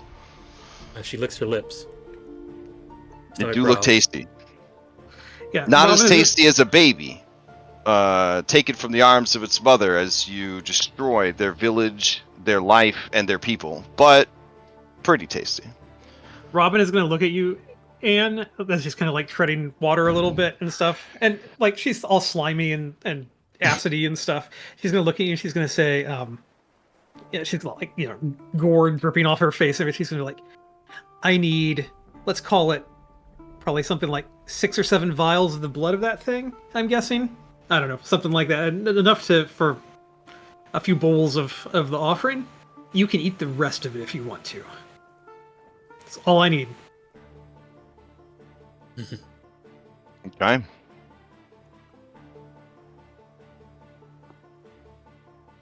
Then you guys haul that shit into the boat, and you may add to your inventory as many vials of deadliest catch blood that you feel you need. Go ahead. Ideally, you'd need 1 for each ritual site.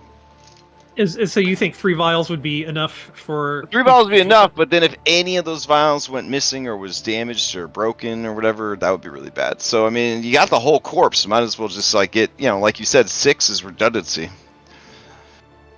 You guys think 6 is enough? Get as many as you want. 6 Shit, sounds get good. 10. Get 10. Yeah, get 10. Give Okay. 2 to each person. Hold on to. Why don't we do 9 and we don't have to do 2 to each person, but like we can just have 3 sets that way. That's You good. can have as many as you want. We have 46, 48 vials. So if you want to turn that into 38 vials, and we have turn them into blood. Whether they're being held. You have by other whoever. things that you might want to collect in vials. Just throw that out there. Well, I mean, we can always empty some. We also true, may true, have other true. things we want to collect from the fish. Also true. Let's see. Consumables. Who else wants to carry some vials of fish? I would be happy to carry vials of fish for you, Robin. I can't promise Anne will not drink it.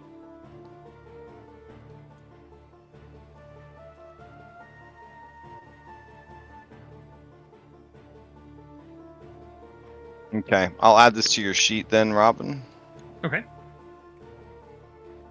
Let's Let me see. know how many you're making. I'll reduce the vials in the party loot.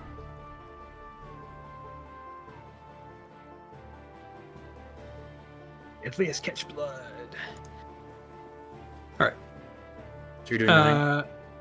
So we'll do 9 of those, and then I'll send. Can I split these between people? Oh, I can update your campaign tracker now. When you send them, it says how many. It asks you how many you want to send. Quantity 3. So who wanted them? I'll take 3. Taylor will take 3. And then I'll give 3 to Wayne. Will that work? How much do these vials weigh? God, imagine being that weak. They weigh a I fifth don't of a have to pound. imagine I am. They weigh a fifth of a pound. Okay. It would be 0.6 pounds. If that's too much, I can give them to Leo. No, I can- Or to I can Anne. swing that. Ah, yes, I hold all the important stuff. Yeah, I'll send them to Wayne. You can always put them on the proper porting service, and they'll be there.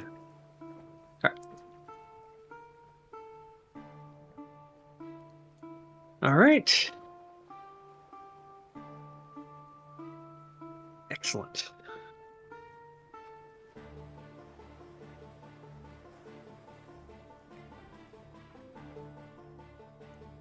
Wonderful. Everything worked out. Got a big fish. Let me see.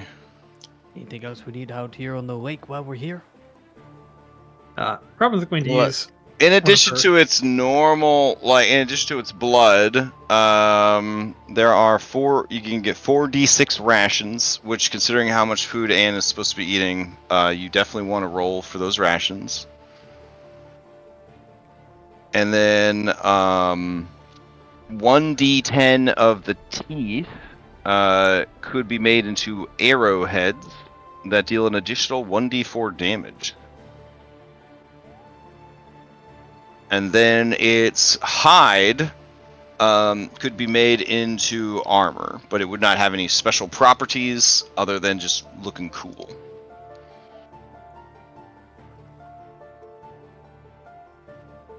I don't think anybody needs that specifically, but The hide, if you didn't want to use it, could be sold for 10 gold pieces. Yeah, we'll try to harvest as much as we can, I think. Okay. can we do that Alright. while Igor sails us back to shore? So here's the question: are we gonna old man in the sea it, like drag the fish behind us, or are we gonna get the whole thing in the skiff? It's a gargantuan creature, but it's long rather than, fat. So it could be laid across the boat.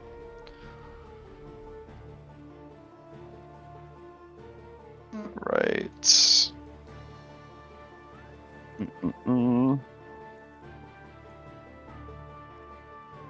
So I'll take this deadliest catch hide and put it on somebody's character sheet. I'll put it on Robin's character sheet. There you go. That's fine. All right. And you guys going for the teeth also? Yep. You said you need a D10 for the teeth? Yes.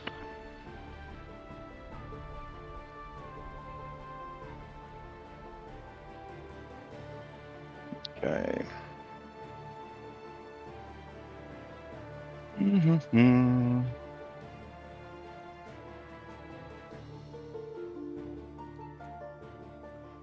Mm-mm.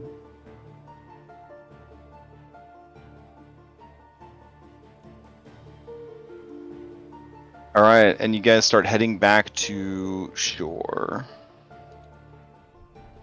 All right.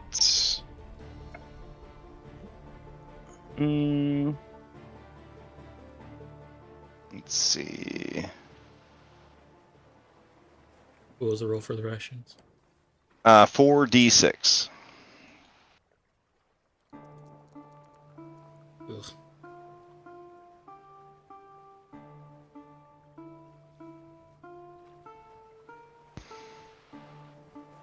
Mm.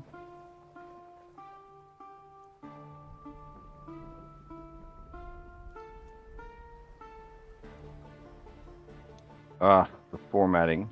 Terrible. Hold on.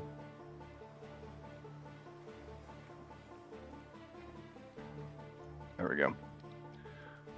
All right, and then I guess let's see.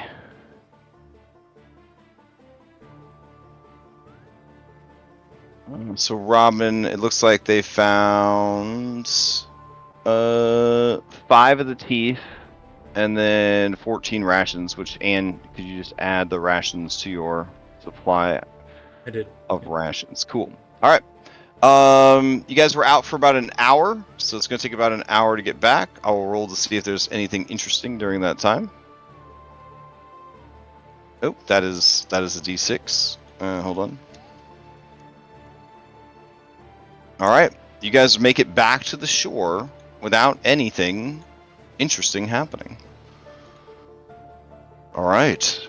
When you arrive back at shore, Igor turns to you guys and says, "That concludes a wonderful adventure. So Now- what now? What now? You gonna Now I retire? will.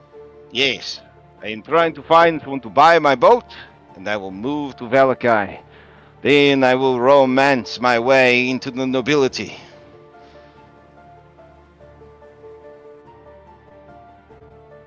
You know, you could find someone to buy the boat, or you could take the hide of the deadliest catch, Mm. give it as a gift to your love, Ah, yes, I could do that. and you could leave the Hmm. boat with us. I would not trade the boat for just this hide. It's ridiculous.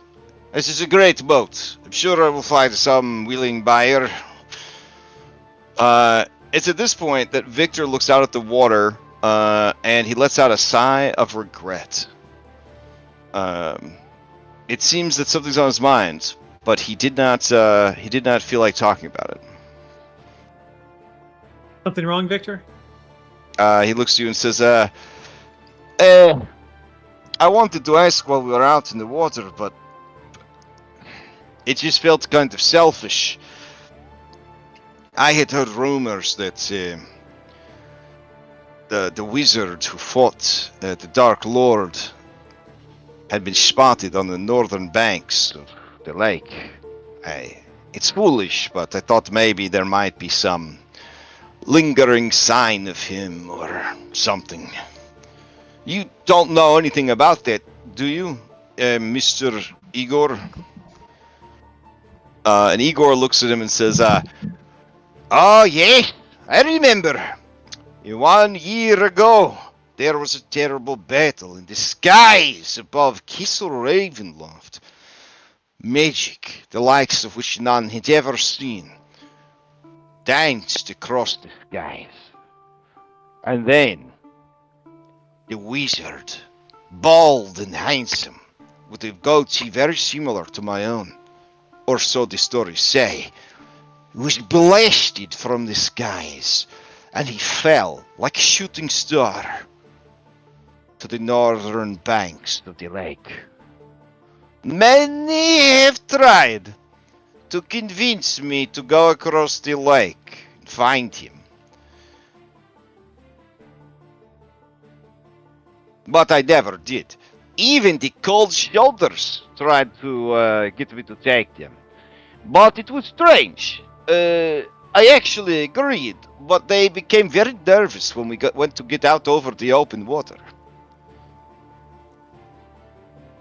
Are you familiar with the Cold Shoulders? They are a mercenary group. We are aware of them, yep. I heard they were responsible for many deaths inside the city of Isekai during the Civil War. You should be careful around them.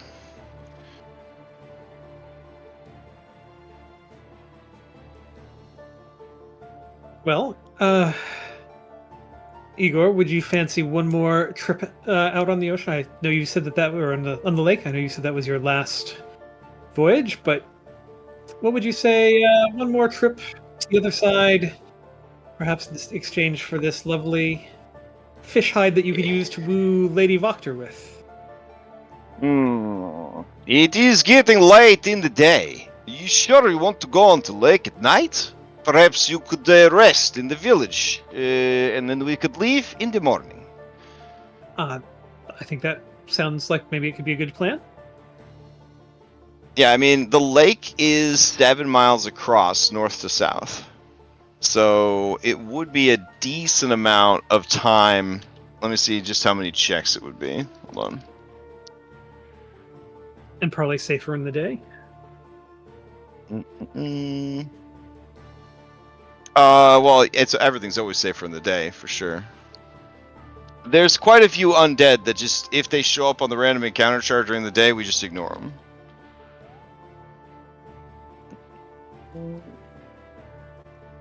Let's see.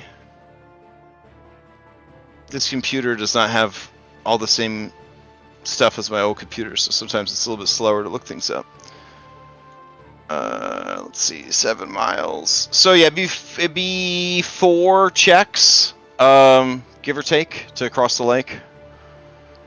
Honestly, I'd rather walk. You'd rather walk Like- all the way around the lake? What? That's so inefficient.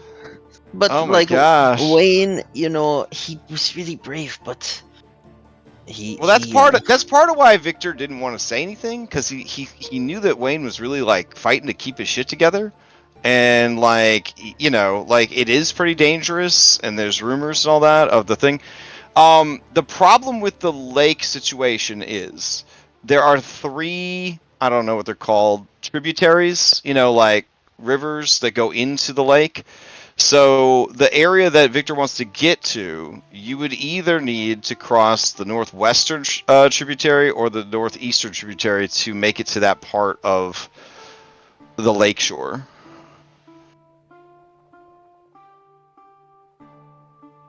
So basically, we would have to have a boat.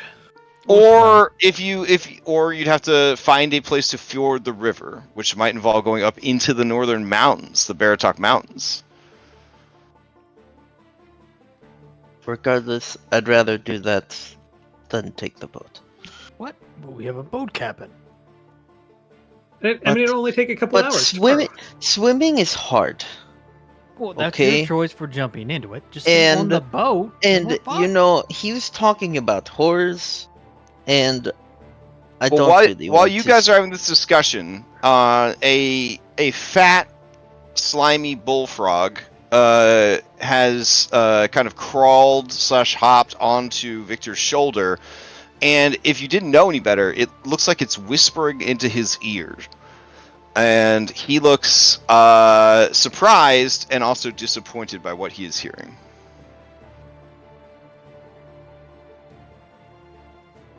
What's up, Victor? He says, I shouldn't say, but Then I let's- don't think we need to go after all. Real quick, OC, can you guys see stuff in the top left of your screen? Is there like weird, like animated artifacts in the top left of the No. screen? Up I'm left. not seeing No. anything. No. Yeah, like up here. No, Oh, all we why see is the clouds coming into What? the map. wonder why I see that. That's so weird. Okay. On the GM level? Maybe, I don't know. Okay, so Igor says, well, if that is it, then that is it. I'm going to go ahead and moor this thing up. I think it's going to be a bad storm tonight. Okay. Good luck with the Walkner lady. Thank you. And remember, if you see her, put in a good word for me. We will keep that in mind. Okay. As you guys kind of walk away from Igor, Victor says, yes, I figured it was foolish to ask, but thank you for explaining it to me. Victor, what? First of all, it wasn't foolish to ask, but why do you think it's not important to go? I mean, it seems like a good lead. What was going on?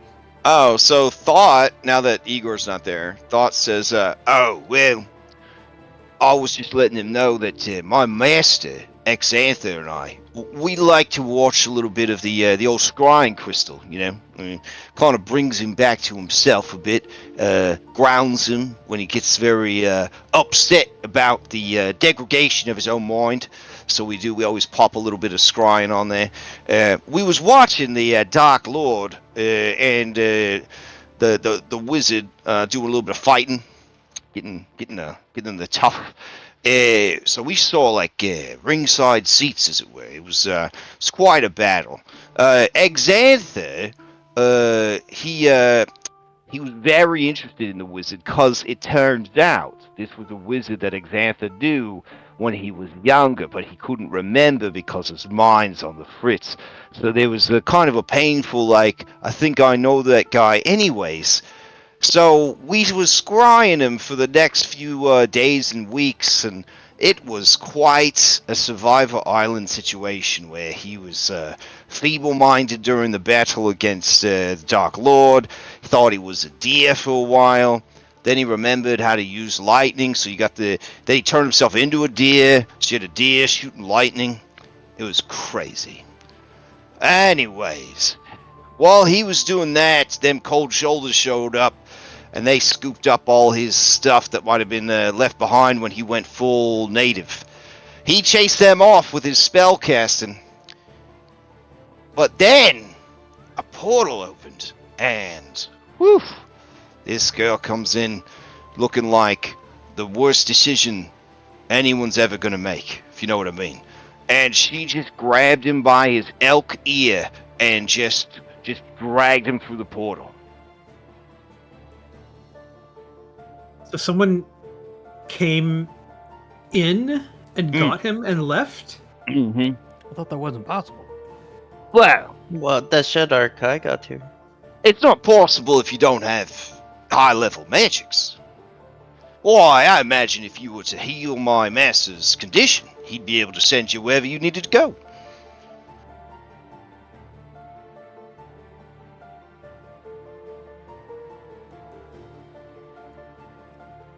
You know, my master up at the Amber Temple. Yeah, we're gonna save him.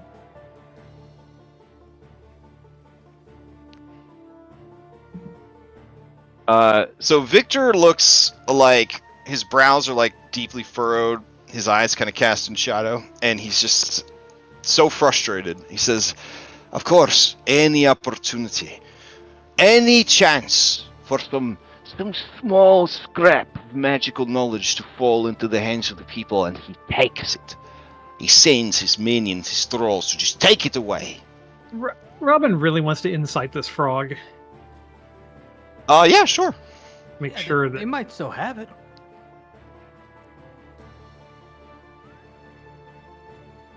Let's see. I mean, Robin, why would he lie? Look at that face. I mean, it's true. I mean, that is a face you can trust. Yeah. Well, Victor, maybe what we'll do is we'll fix Xanther's mind, and then he could teach you magic. How are we going to fix his mind? Sorry. He says, how are we going to fix his mind? I don't have anything that could do that. The best case scenario is we, I don't know, find something that can. Maybe the abbots could shed some more light on this. Or the answers in the book. Maybe. He might have magical secrets in that book. You're right. Maybe the answer's at the Ember Temple. And we don't trust Abbott. He's crazy, remember? Well, maybe Thought says the abbot has something that could help in a different way. What's that mean? And as he says that, he hops over to the. You guys didn't give Igor the skin, did you? No. He didn't take Not, Okay, not yet. He hops over to the skin and he pats it with his sticky hand.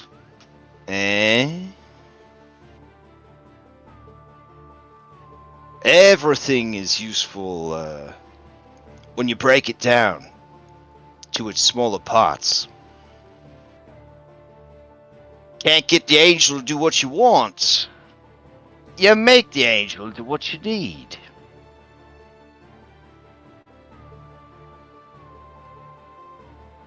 You want us to torture an angel? I mean, No. You just kill him. I think that's worse. Normally, a celestial being would return to the heavenly realms when you kill it, but given that this is some horrible sort of sinkhole of horror, His body would remain after the fact. Do you know what an opportunity that is? The sorts of celestial reagents you could use? Why, I imagine we could draw up a cure for just about anything. I mean, if the angel's causing more harm than good, then maybe that would be the right thing to do anyways. Exactly! Well, I think no matter what, our next stop needs to be back at the tower. We need to check out this artifact. I think we should grab Isaac, stay the night in his little shack, and then go to the tower, and then to Kresik to get Wayne bullets. Agreed. And you know, if we run into the cold shoulders, maybe we give them the cold shoulder. Well, why don't we stay with Igor? I mean, it doesn't seem like the type of guy to want to, like, you know, bunk up with. Are you scared, Leo? No, I just wouldn't want to decline his hospitality that was already offered. Well, let's see. Your trip out to the center of the lake and then back, and then gutting the fish. That would put you guys at 6 something. So it is past sunset. But So we're about- pretty close to where Isaac is, right? Yeah. And we needed to check in with Isaac anyhow after meeting with Lady Voctor and stuff. Yeah. And now you don't have Vasily with you, so Yeah, Which is part of why we were avoiding him. yeah. Okay. So you're gonna head over there then? Mhm. All right. I mean, I Fair think we enough. should. Yeah, I am in favor. All right. Of In that taking the case, strong man with the giant firearm with us. you head over to the old lake house on the edge of the fishing village. It looks decrepit and run down, but you know that it hides a secret occupant. As you kind of call out, he motions you guys to come closer / inside, and it is very cramped in there, especially with all these people. Sitting outside again. Okay. All right. He says, you have returned. What news do you bring? Well, Isaac, our mission in Valakai was successful. Not only that, but we were also able to secure the giant fish from the lake that we needed for that portion that I think we mentioned before. We are entirely ready to begin our journeys. I see. I apologize for not being able to come to you sooner. We had an unwanted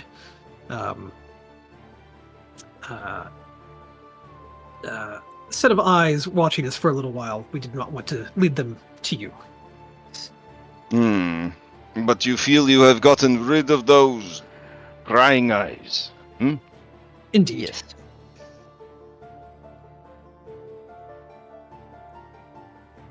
All right. You were leaving now or in the morning?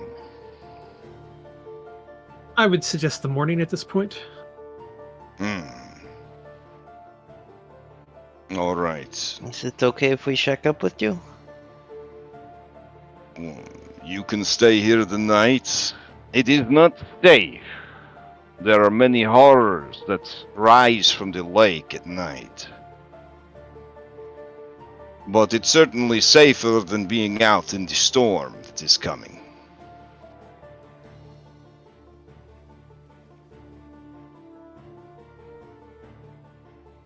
Hey, did we All just get a right. new patch?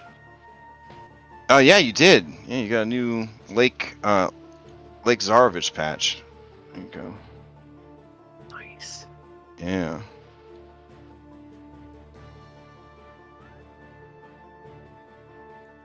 Now you've been to both lakes. No more lakes. That was it. I don't Not need a- any more lakes. Not a Let's lot of go. water in this campaign. Thank God. All right.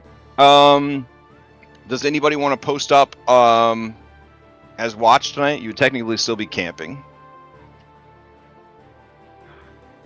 but it would be considered a good campsite because you have a house essentially. So it'd be DC 5 on all camping activities. No one has to roll to set it up. So is there anybody that wants to be on watch? Otherwise, Isaac will just be on watch. I mean, if Fan's gonna be outside most of the time, he could be on watch. Okay. And go ahead and give me a intelligence survival to set up your perimeter. Intelligence. Oof. Okay. Hold on 1 second. It's Alt, right? The button. Yep.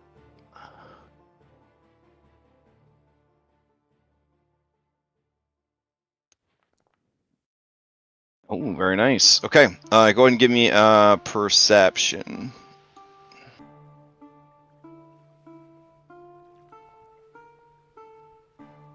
Okay.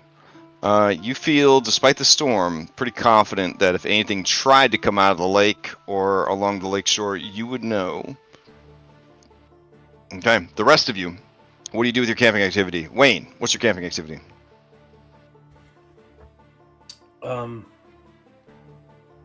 After the stress of the day, he's gonna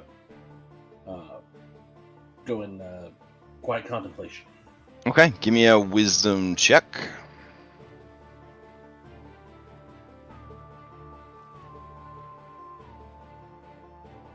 Okay, yeah, you get a inspiration. Okay, Taylor, what do you get up to? I will sing and dance. Okay.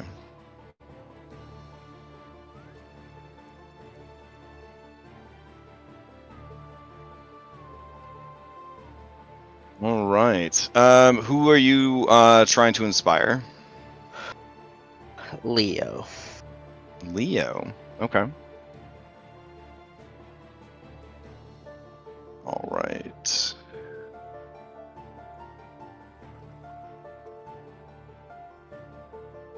Okay.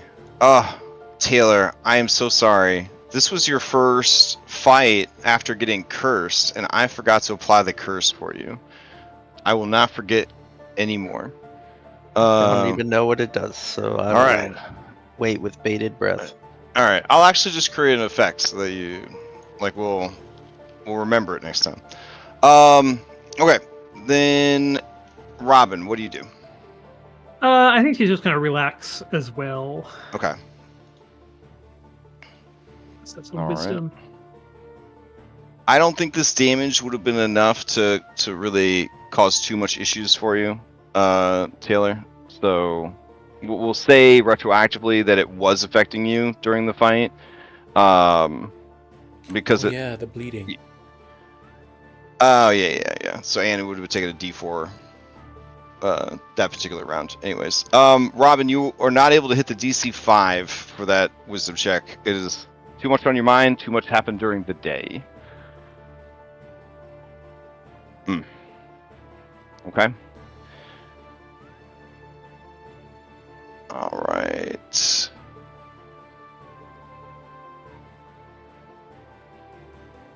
And then finally, Leo, what do you get up to? It's going to cook a hot meal with all that fresh fish food we have. Oh, sure. Go for it. It is really good. You really knocked it out of the park this time. Your dad would find this adequate.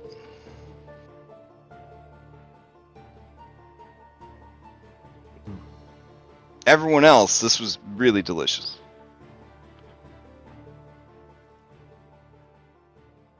You could almost hear your father, Leo, saying, "It's about time," which is a compliment from your father. Dang geezer. All right. Then you guys all settle in for the night. Okay. Let me see if anything interesting happens. Okay.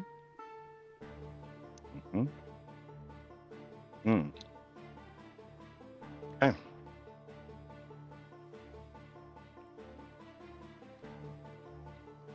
Robin should maybe drink out from the flask before the new day.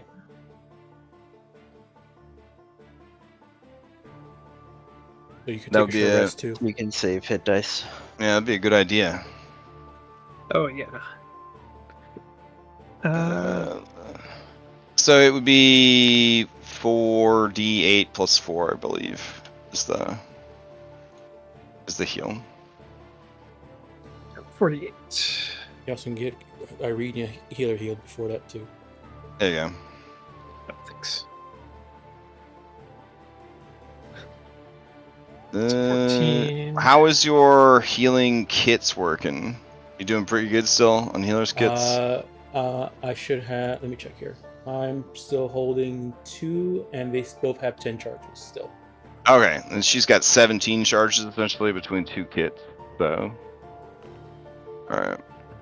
So here's healer.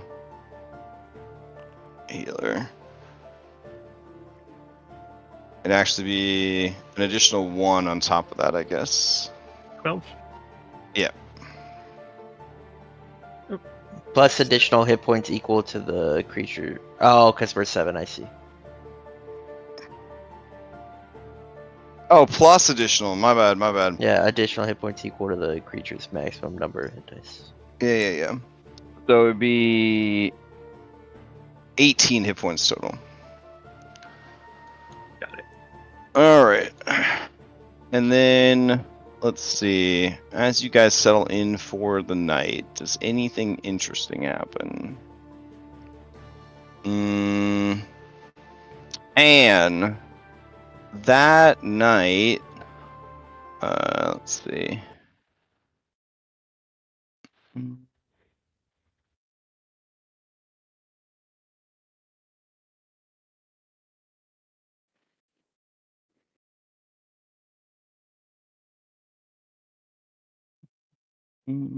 That night, you hear out on the water, dimly lit by the moonlight that is mostly blocked out by the storm, you hear singing. It is in a language you do not understand, but it sounds evil. It sounds like it is threatening, but also trying to lure in the audience. But the promise of pain and suffering eternal is all that waits for those who take it. As you look out to the water, you see walking across the water is a druid. And as she goes further and further towards the center of the lake, she becomes but a small speck on the moonlit horizon for you. And then, all at once, abruptly, her singing is ended as something pulls her under the water.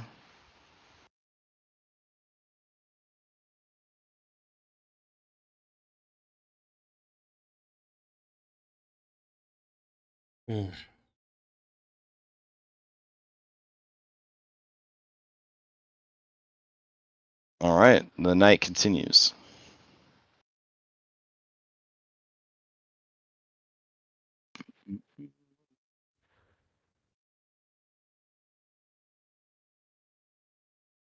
All right, the night passes without interest, and you guys would start to wake in the morning.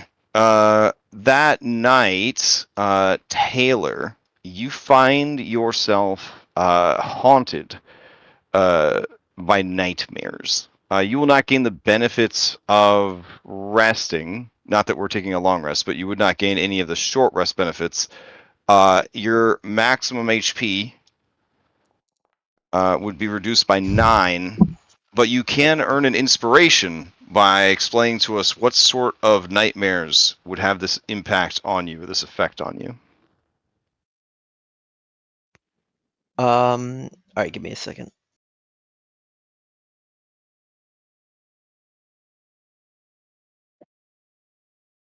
Okay, yeah, so,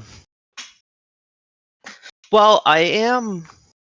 So is it like I don't do elves dream. Yeah, in Reverie they can have dreams. Okay. So and if I remember my elf lore right, they kind of like they see like visions of like other elves, like previous lives and stuff like that, right? Which would be really bad for a Dusk Elf, I'm thinking. Yeah. So Taylor dreams. She is in a crowd. She's surrounded by other Dusk Elves. Everyone is panicking. She watches Dusk Elf get pulled onto a pyre and then burned alive. She then flashes, and she is now a woman holding a child, a small girl. As a man breaks into the house, rips the child from her, kills the child in front of her, and then kills her. Then it goes to she is now being toted onto a pyre of wood. She sees the faces of people she loved and trusted. Um, she's doused with oil and set ablaze, and it's just many different incantations of that night. And through the flames and the soot, one face continues to appear over and over again, enacting this terrible genocide against his own people. All right. Robin, while you are sleeping, you feel the surety that comes from a person who has done the thing that they are supposed to do. So you feel this like confidence after slaying the deadliest catch that you are doing what is needed. You are performing the duties of the seeker. And when you wake, you feel that you have become closer to the lands that Barovia was and wishes to be again. And unless you reject these powers outright, the powers come to you, and you get set on the path of being the true seeker, champion of the Fanes. Yeah, no, Robin's not rejecting it. Okay. All right. In that case, a couple of things happen. All right. So, Robin, your wisdom increases to a 13. Okay. And you now have an ability called Abhorrent Towards Evil, where you have advantage to wisdom saving throws from effects caused by evil creatures. So I'll add that to your sheet. Perfect.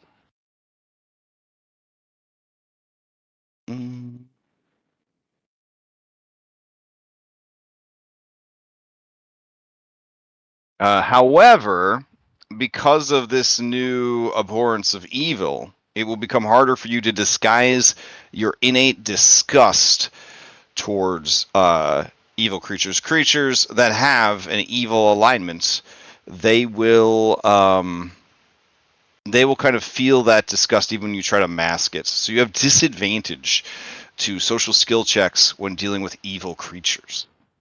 Okay. Because the kind of the innate disgust for them just shows on your face. All right. Let's see. Further.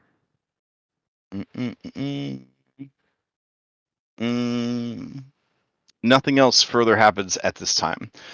You feel that these powers could grow in strength if you protect the natural world, reject evil and its many temptations, destroy the faithless and their machinations, destroy evil plants, corrupted beasts, and corrupted elementals, and oppose Strahd von Zarovich and his minions. I mean, I've already killed a wine elemental, so I mean, Yeah, so I'll go ahead and send you the those items in Discord. and by me, I mean the group. I actually Right. did very little in that fight. All right, sounds good. Okay. So, you guys begin the day. What now?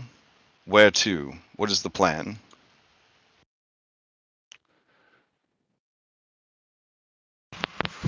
I think we're going to the tower, right? Get the carts and go to the tower. All right. So, you left the carts where? Wait, we still have carts? Yeah. I thought, You do? I thought those things got nuked. yeah, I thought they But got we can carry around destroyed. Stuff. Yeah, Oh. but we lost the horses. We lost the carts, I thought. Yeah, during the Night of the Living Dead, where you fought like I know insane the amounts tents of. got lost. I didn't think the carts got lost.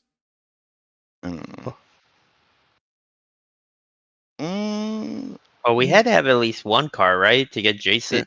Yeah. So tower? yeah, you're right. The carts will be fine. You and Parpel pulled the carts. Yeah. So I'm asking then, where are the carts? If they're back in Valakai, you told them that you were leaving Valakai. If you didn't bring the carts with you when you left, it's going to be weird if you go back for them. You can still go back for them, but I guess if we told them we were leaving Valakai, we would not have left the carts there. okay. So you brought the carts down to the water with So you. we Yeah. went straight to the.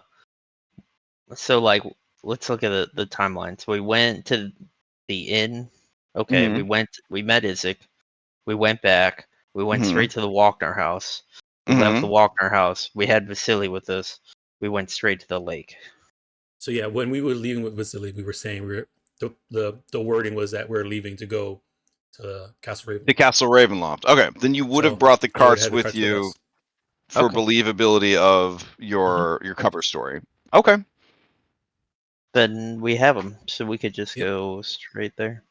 All right. Tower, Cool. tower it is. Do you want to hug the coastline of the lake to stay out of sight of the town as long as possible? You will inevitably have to cross the bridge at Raven's Crossroads, but This map table. We kind of have to keep a low profile. okay. That would just determine, which encounter tables get rolled on and all that jazz. Yeah. So, okay. Let me check the map and let's see how much traveling you got to do. I guess we just walk along the water's edge, until we get to the bridge. All right. So you guys are down here. And it would be 4 miles of coast, and then you would cross the bridge. And I'm assuming you're going to take the road the rest of the way to the tower? Yeah. Okay. All right. So then 17 miles of road, give or take. Okay. All right. So let's see. 4 miles of coastline. That'll take you about 2.5 hours or so. This is 2 hours and 40 minutes. So we'll go ahead and do 2 checks. 15 or higher. No problem. Are we supposed to be on the map? You could be on your map if you want. I'm on the official map, the hex map. You guys would be on the landing page right now. If you click the top arrow, Yeah. the arrow on the top left, you'll see the map table. You can click on that and go to it.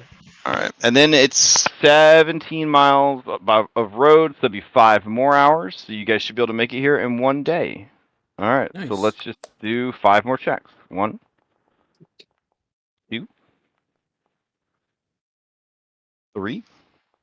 Need an 18 or higher. Oh, okay. So 5 hours into travel on the next day. Let me go to. Yeah.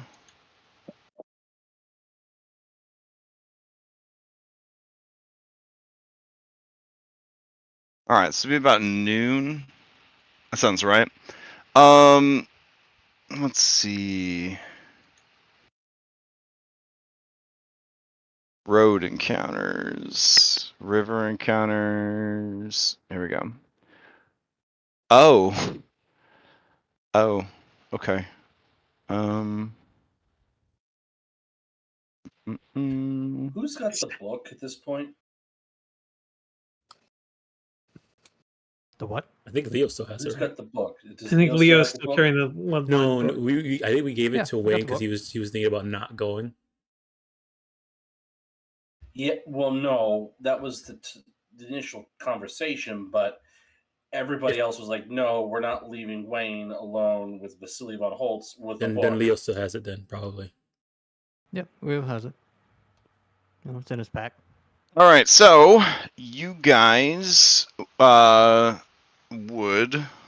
Let's see. Oh, there's also one extra encounter because you're passing through Luna River Crossroads. So, but let me go back to this map real quick. And I think all the temp HP that was given out is gone at this point. Oh. Okay. Do you give another It wouldn't have speech? lasted through the night, through the short rest of the night, right? No, they last until long rest. Okay. That's how temp HP works in 5e. Let's see. I gotta look this one up. My Hold bad. on. No worries.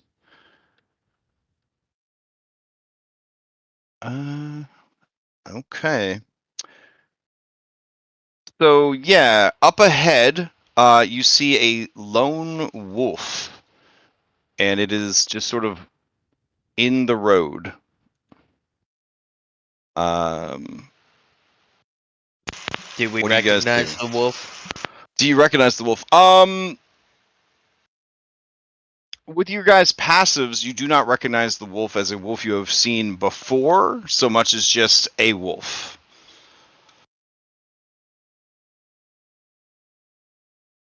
So it's just sort of like standing in the middle of the road as you guys approach. It is looking you guys over. This is the middle of the day too, which is rather unusual for a wolf to be out in the middle of the day.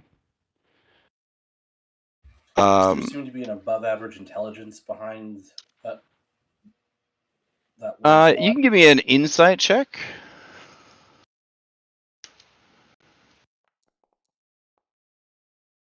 Okay. As you look at it, it just seems to be kind of lost or confused, and then it just bolts for the woods.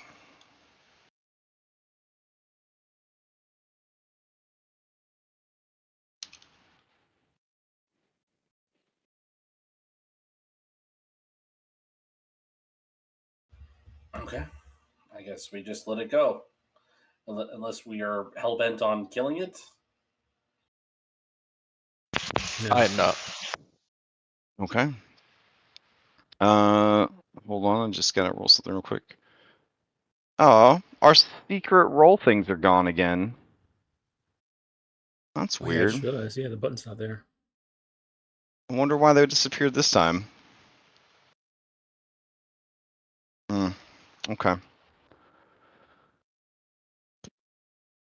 Let's see. That means you gotta type in /BR for blind rolls. Ugh. Jesus Or Christ. click the drop down.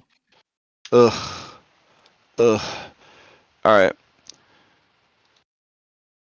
So, you continue on your way. Okay. See what else happens. Nothing. Nothing. And I think there's just one more because of the crossroad. All right. You guys would arrive at the tower. So, at this point, I think that, you kind of have a with the doctor. So as you arrive, he, you make some noise. He does some checks, make sure that, you are who you say you are. And then at that point, everybody's good. Oh my God. What is wrong with you, Foundry? Are you hurt? What's wrong? All right, let me try to fix Foundry while you guys are there. So the doctor, he sees that you guys have arrived, and Minadora is there. She seems to be doing well. She is cordial to everyone, and for whatever reason, runs up and hugs Leo. And then she asks immediately about Jason, if you've put him back together. Oh, Jason's still in the barrel with Minadora. Yeah, but she wants to know, like, have you guys found a way to put him back together? Yeah, possibly. Talking Frog has some ideas. Okay. She says, so what do you need to do? Kill a bad man. Oh, is it going to be the Dark Lord? He's on the list, but not that one. No. Oh.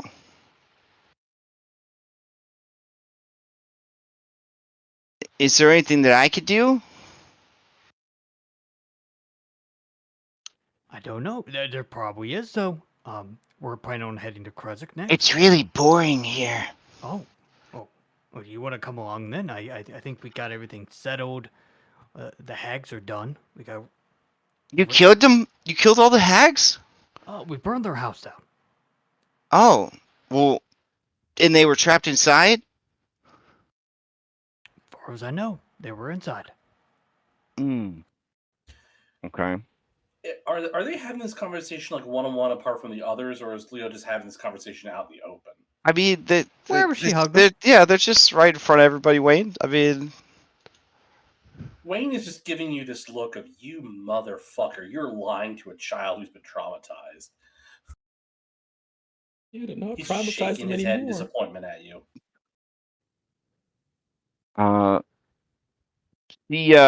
she looks at you and says, "Well, okay, maybe. If the doctor is okay with it. He's just really grumpy and like he doesn't like to talk or anything."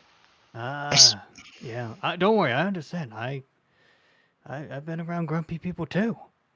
Looks over at Wayne. While they're having this conversation, the doctor approaches you guys and says, "You have returned. Did you bring good news?" We brought something potentially even better, possibly a weapon. She's gonna look over. Hey, Leo, bring it over here. Oh yes. Come on, Minador. You like this too. This is gonna be fun. All right. So you produce the book. Guys, make sure you're inside first. Yeah, we're inside. Next Okay. to all the creepy. I mean, stone Ricovio guardian won't. things. He won't come outside, right? He doesn't want to come outside now. Yeah, so we're inside. All right. Yeah. As you produce the book, he says, there's power coming from this book. This is very important.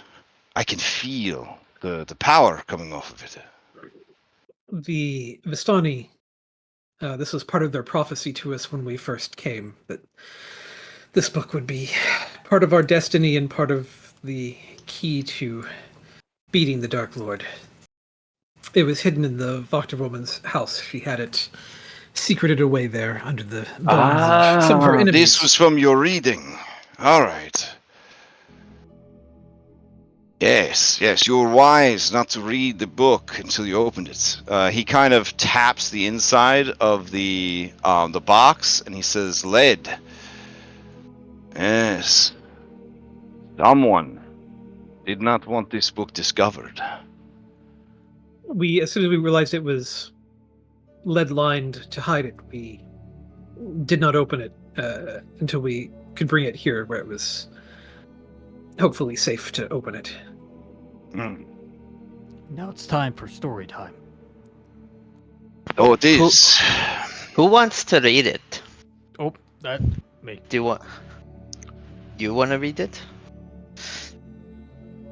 Well, yeah, in case it's cursed, you know. When you say that, Minadora says, "Oh, like the Tom Riddle's diary in Harry Potter? Yeah, exactly. Does that mean if it goes badly, that you're gonna become a Horcrux?" Hopefully not. Hmm. But we're in a magical tower, so that's gotta count for something. Don't you think it should be read by someone that's a good storyteller, Leo? What? I'm like the best storyteller we have. Excuse me? You Yeah. think you could tell a better story than Wayne or me? Well, yeah.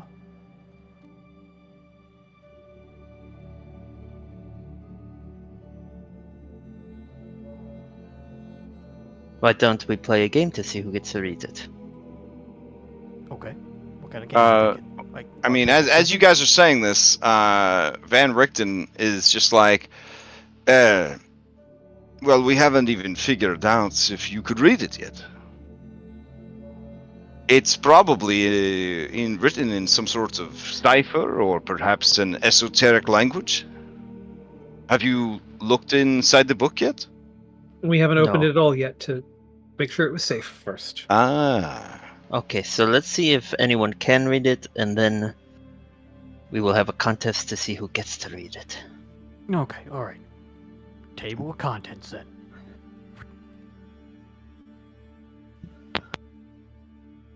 All right, so Rudolph's gonna check out the book. He says that, surprisingly, it is not it's not trapped. So I guess if anyone can get this lock open, we can get to work. Well, I think it was outside of the Dark Lord's sight, so that's probably why it's not too trapped or too. I can try to open the lock. Sure. This is a very good lock. You feel that the DC is going to be a 25 to pop this bad boy open. I'm not proficient with thieves' tools, but I am proficient in Look, sleight of hand. it's sleight of hand now. Yeah. Helping is different now, right? Yeah, you would add proficiency bonus. Okay, well then Wayne could help me open it, and I'll Okay. add so I'll roll it, and we could add a 3 to it. Okay, go for it. Pretty close.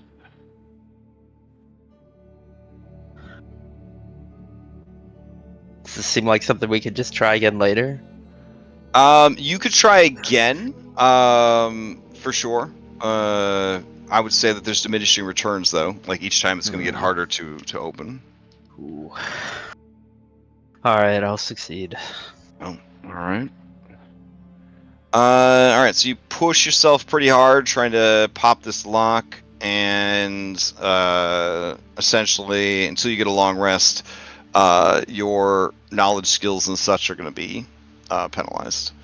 I'm not good at those anyways. Okay.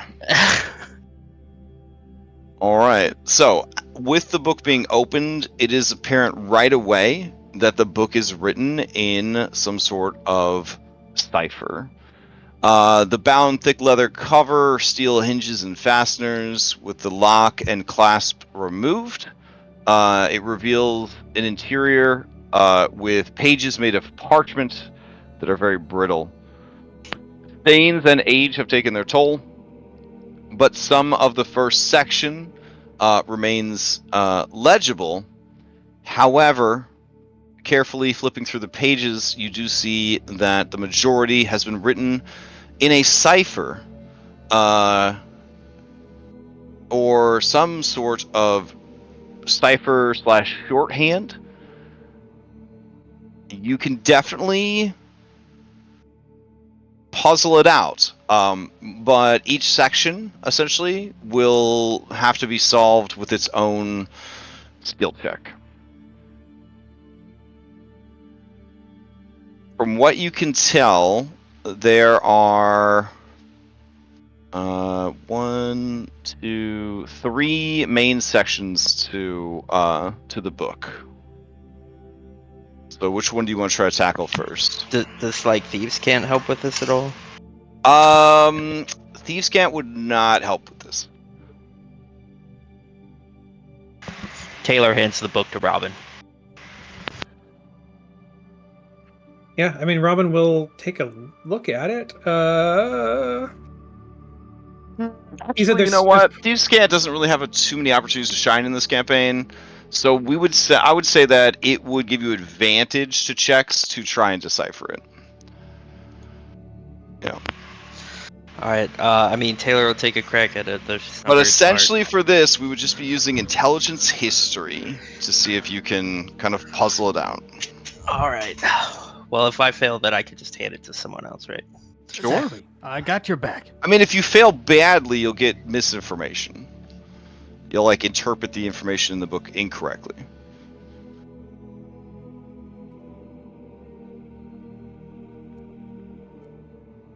Alright, so... Taylor. With your first check, you realize that this is well beyond your capability of translating. Okay. I hand the All right. book off to whoever wants it. Yeah, it's because you don't know Pig Latin. Here. Pick what? Leo, why don't you let Robin take a crack at that? I've been honing on the book. I think I have a right to, you know. Holding on to the book and being able to suss out what the code is are two entirely different things. Taylor puts Alright, a so hand on each- Wayne's shoulder each and of the says, three- Wayne, you don't need Oh. to worry about it. Each of the 3 chapters would need to be deciphered separately. Each attempt at deciphering it takes 4 hours. 2 people can attempt at once. 1 person rolling and 1 person assisting. So I would say that you're into the evening hours now, as you've made it to the tower and kind of settled in. You can tell that Dr. Rudolph Van Richten desperately wants to do this himself, but he understands in a metaphysical way that you are the main characters, and he is not going to take this opportunity from you. But a DC 3 insight check tells you that he desperately just wants you to give him the fucking book. But that's fine. What kind of intelligence does he have? He is an actual doctor and also a scholastic doctor. He has multiple doctorates. He's a very smart guy. Yes, but he's not think- lucky. I think Robin is going to turn to the group. He's going to say, "Look, it's getting late. Leo, if you want to decipher this thing, I'm not going to stand in your way on it.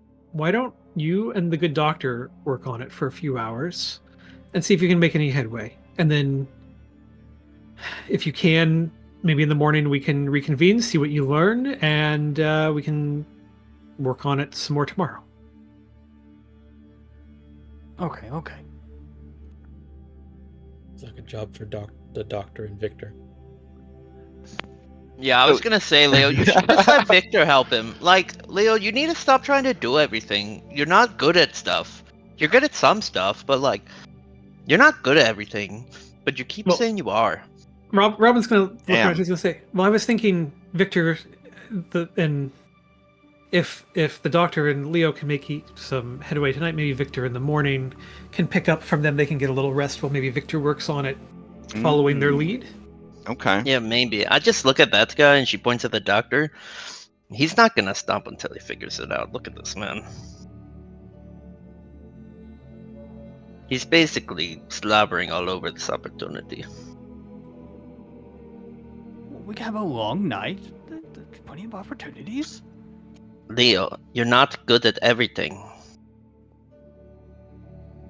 Leo, these are some hard truths someone's trying to deliver to you. I don't know how you feel about it, but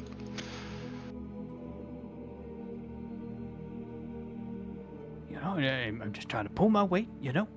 You are pulling your weight.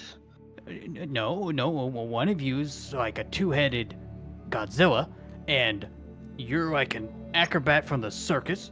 Wayne is a moody farmer.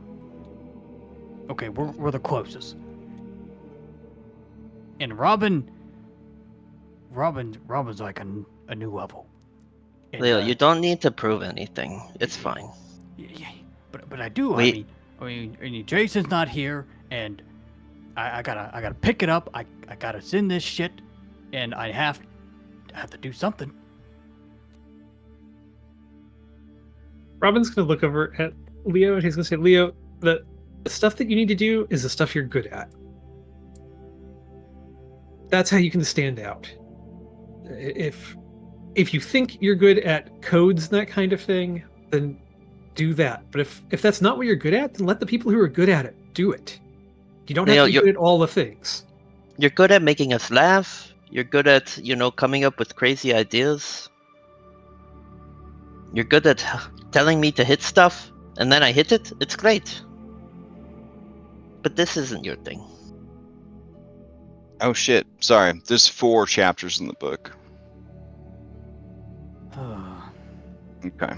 Fine. So that would be, if each of the checks was successful, that would be 16 hours of code cracking to get through it.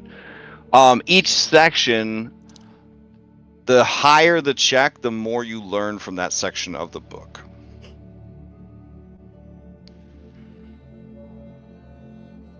So Is it's the good kind of that you thing didn't go with, you went with Tower instead of Victor's lead barrel plan, because that would have been a lot of time in a lead barrel.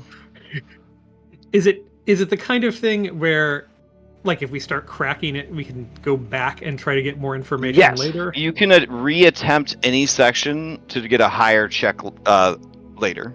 It's just going to take more time. It would do the same 4 hours every time for each Okay. chapter. Yep. Okay. And then I would let you know if you felt you got everything you could out of that section. You could do 3 checks in a 24-hour period before you would just be like, I just can't do this anymore. Essentially.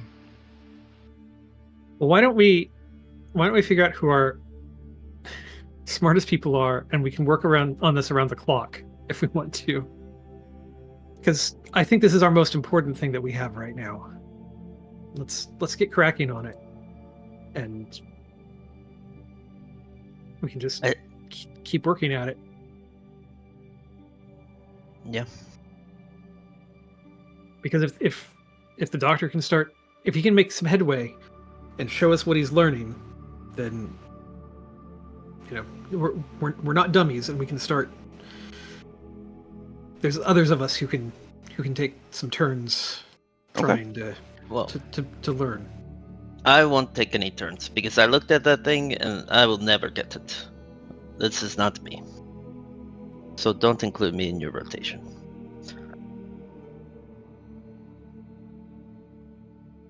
All right. So the doctor's going to attempt it while you guys are getting some sleep. Does that work? That works. All and right. if somebody can help him, because you said we could give somebody, if we can do it in teams of 2. Okay. That's gonna be Victor. Victor is trained in history. The doctor is trained in history. They would be your best 2 people to be the primary ones rolling. So if somebody was helping each of them, they could work in shifts. You know what I mean?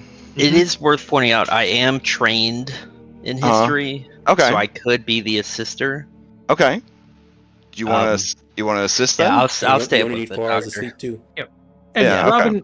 Robin is also trained in history. Okay, so then you her could intelligence team. isn't high, but You could team up with Victor. Yeah. All right. Sweet. And we'll say the knowledge that Taylor's bringing is more like the thieves can't decipher side, not really the I'm smart gonna crack the code side. All right. So you and the doctor together, you push through and try to decipher chapter 1. Chapter 1 is war, and you guys are able to get, I believe. Ooh. Let me double check. Yes. You guys were able to get everything out of chapter 1. Well done. So we will assume that you guys take copious notes and then share this with everybody when they wake up. Yep. Okay. Not hiding anything, of course. All right, sounds good. And then he looks to you. It's like 2 in the morning at this point, and he says, "Can we keep going?" Yes, we can. All right. All right. So with your help, he is going to go ahead and try again. Oh, very nice. In chapter 2, it is called Peace. And there is one section that the 2 of you were unable to decipher. One section that just remained unknown to you. All right. So, Should we? Oh? Taylor will ask him. Should we keep working on that section or just move on? We could try this one again, see if we can get everything there is. All right, so that would be another 4 hours, which would put you guys at 6 in the morning. Okay, there we go. For the rest of us, are we able to get? Yeah, this would long actually count as a rest? long rest. All right.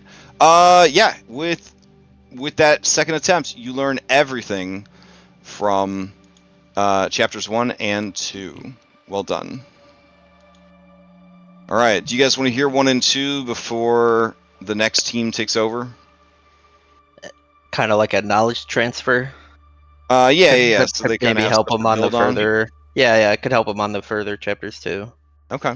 Do any of us have negative rest effects or anything? In the tower? Oh, also, because you unlock the first 2 chapters, the DC of the remaining 2 chapters goes down by 5. Oh, nice. Because you guys are essentially creating a cipher and cracking the code. Hell yeah! So what was the what was the Awesome. question, Robin? I was just asking, are there any negative rest effects or anything that happened here in the tower? Oh, in the tower, everyone is sleeping in the tower. Even Anne? Question mark? Are you sleeping outside again? No, the ground. We established that the ground floor was okay for me. Bobby. Okay. Since all of you are inside the tower, no ill effects come to you. You guys are able to get a long rest. No nightmares come. All that good stuff. However, your missing HP still does not return. Make sure you look at your HP, how much you have missing before you long rest. So you can put it back. Yep. All right. Chapter 1. I guess this has to be read in Strahd's voice because it's Strahd's diary, and that's how they would do it if you were in like a movie or a game or some shit. All right. So, Chapter 1. War. Andro, 1.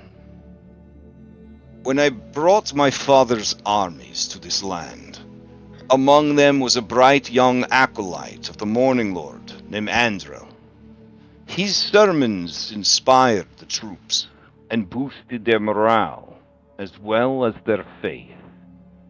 As we subjugated the native druidic and barbarian tribes, he sought to spread the worship of his god amongst the nature-worshipping primitives.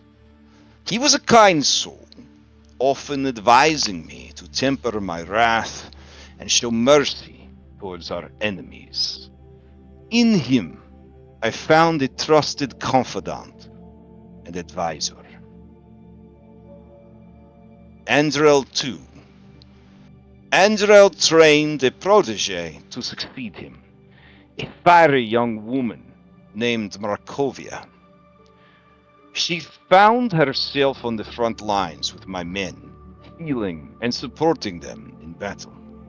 Whereas I was hardened, even sharpened by the prolonged campaigns, she seemed to grow more and more horrified with the suffering and injustice of warfare. She questioned my methods and motivations in the war effort, at first privately. But when I would not back down against my enemies, she openly criticized the war and my command. Monster, predator, were the words she used against me. For this open defiance, I could have had her executed, but I stayed my hand and reminded her that her service in my army was voluntary. Though Andrel sought to mediate our disputes, she abandoned her commission and founded an abbey near the camp in Kreskov. And then Van Richten says, due to the mention of Markovia,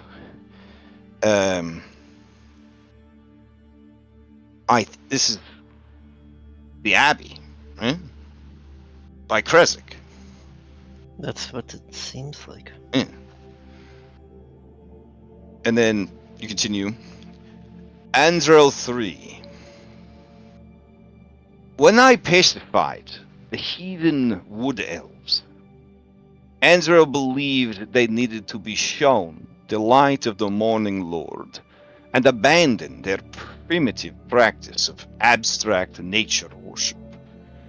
When I felled the mighty silver dragon Argenvastholt and slaughtered his entire order of loyal knights, he was profoundly silent. Shortly thereafter, he too abandoned me. I hear he has settled in a developing hamlet named Valakai.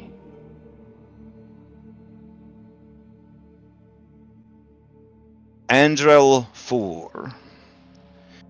Neither Andrel nor Markovia nor any of their followers have indicated they would attend the wedding of Sergei and Tatiana.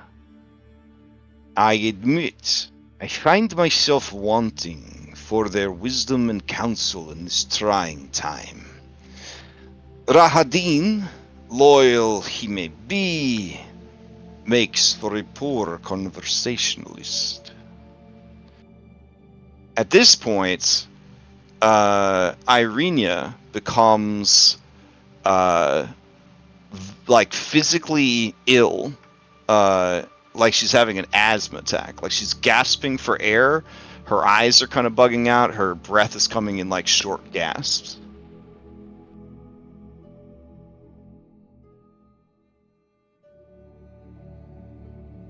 She kind of excuses herself and heads over to the window, kind of leaning out the window, trying to get like a breath of fresh air.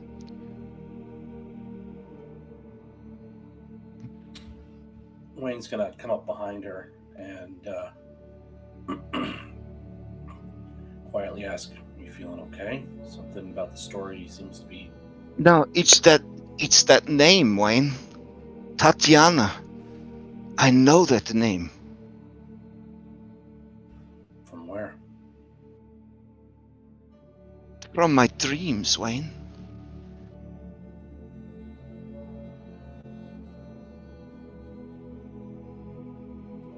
Are you dreaming of her, or are you dreaming that you are her?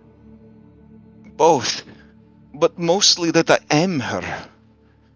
She's the girl who runs from the Dark Lords. She runs to the battlements. She throws herself over the edge to escape him.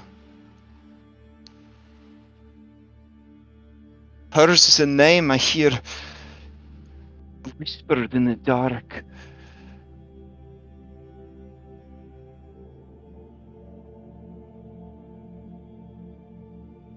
Isaac, who, I guess is with you guys, because you asked him to come with you. Yeah. He watches her from the other side of the room, just kind of scrutinizing her reaction and everything that's happening here. Well, you may have some unique insight for us when it's all said and done. If you need to take a minute, if you need to go outside, someone should go with you. No, I want to hear. I want to hear what else is in this book. Right. And so the doctor continues. Andrel 5. I saw my old friend again.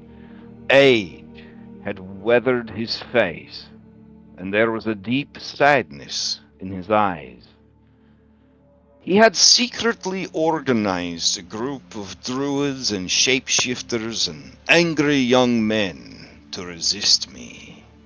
How dare he defy me, the rightful ruler of this land, by succession?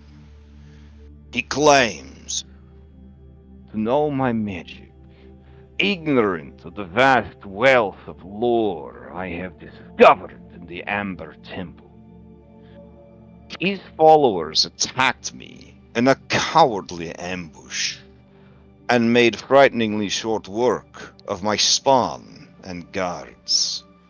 He held me in place with an ancient holy symbol.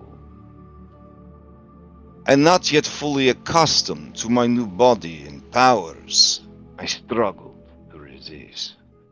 But when he hesitated to deal the fatal blow, I became as mist and escaped. My vengeance will be swift.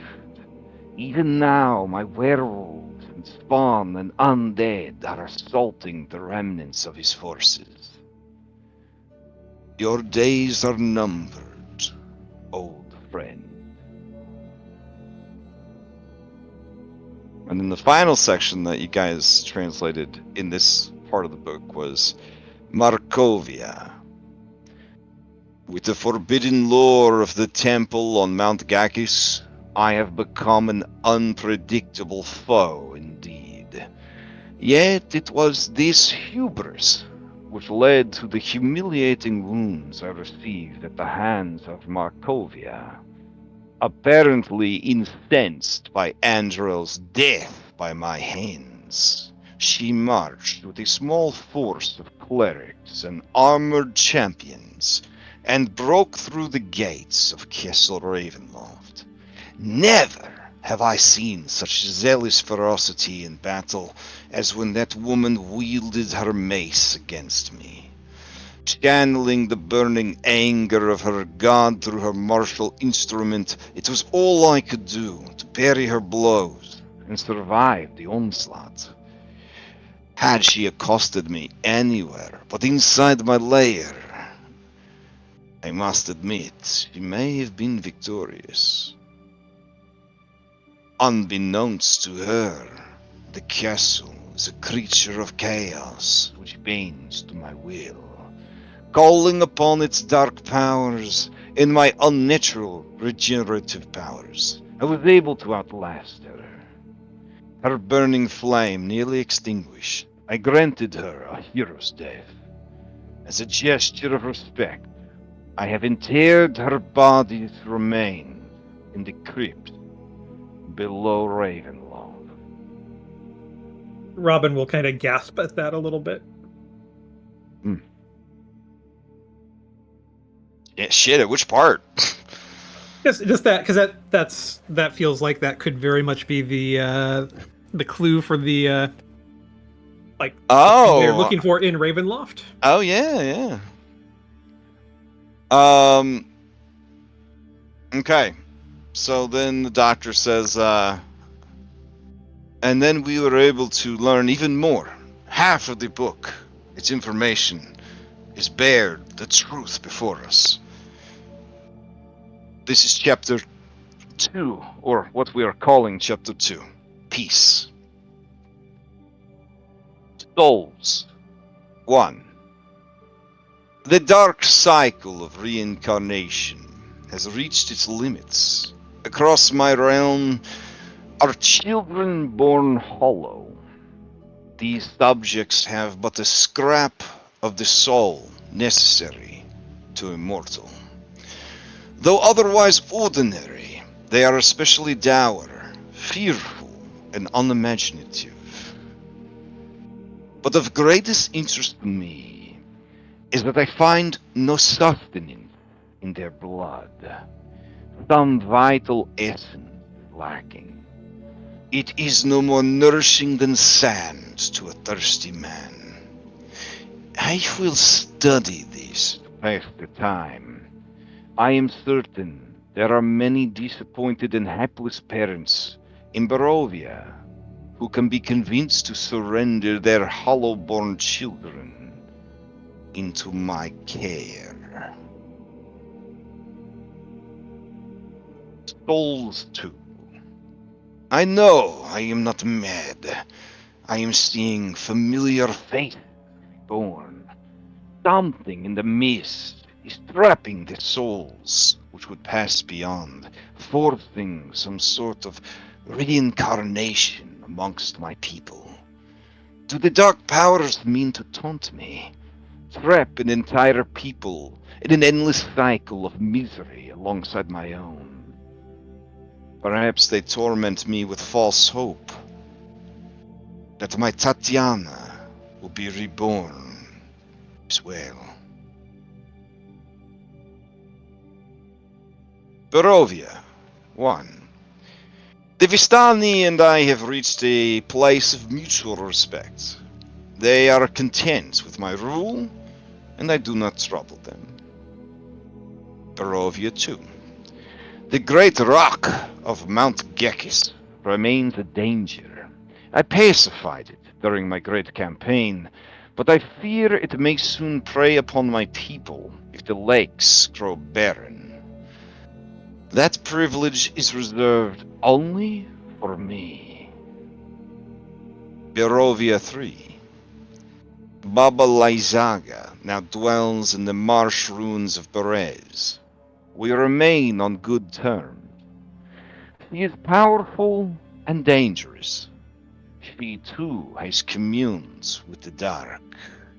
There is something aloof about her. I must keep her at a distance. I cannot risk making an enemy of her.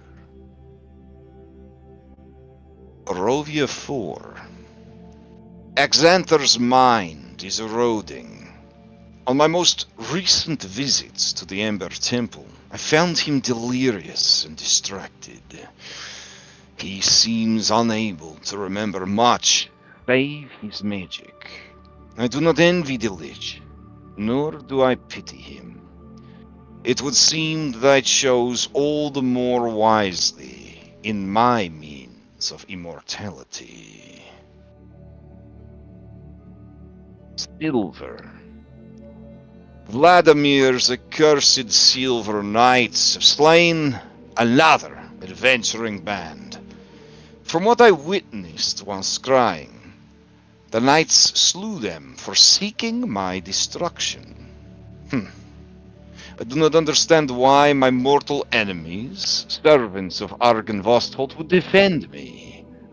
I can only reason that Vladimir believes me, that believes mere death to be too good of a demise for me.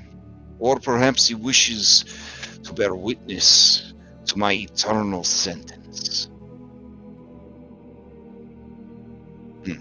And that is what you guys were able to discern.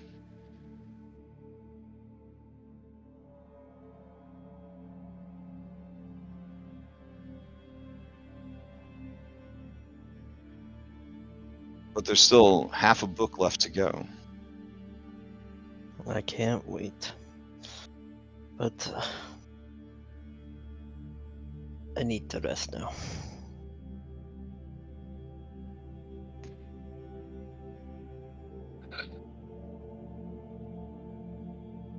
Maybe you can show us a little bit of the cipher you were using, and Victor and I can work on this for a little bit while you rest.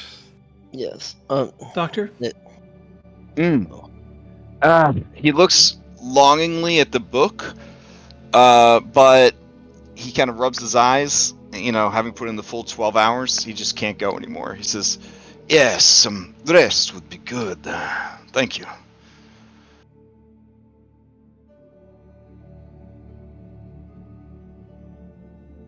Barbara's gonna look at Victor and she's gonna say, "All right,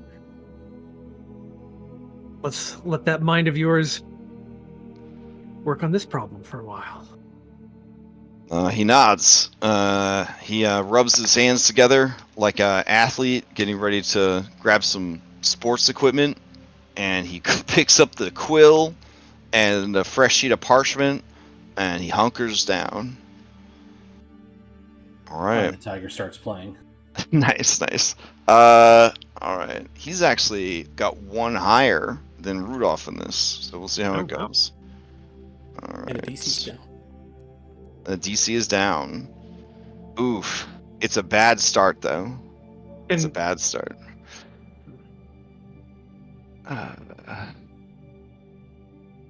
Do we want to use a inspiration to reroll? I mean, it's an NPC, but I mean, he'll just try again. So, you know, you got time.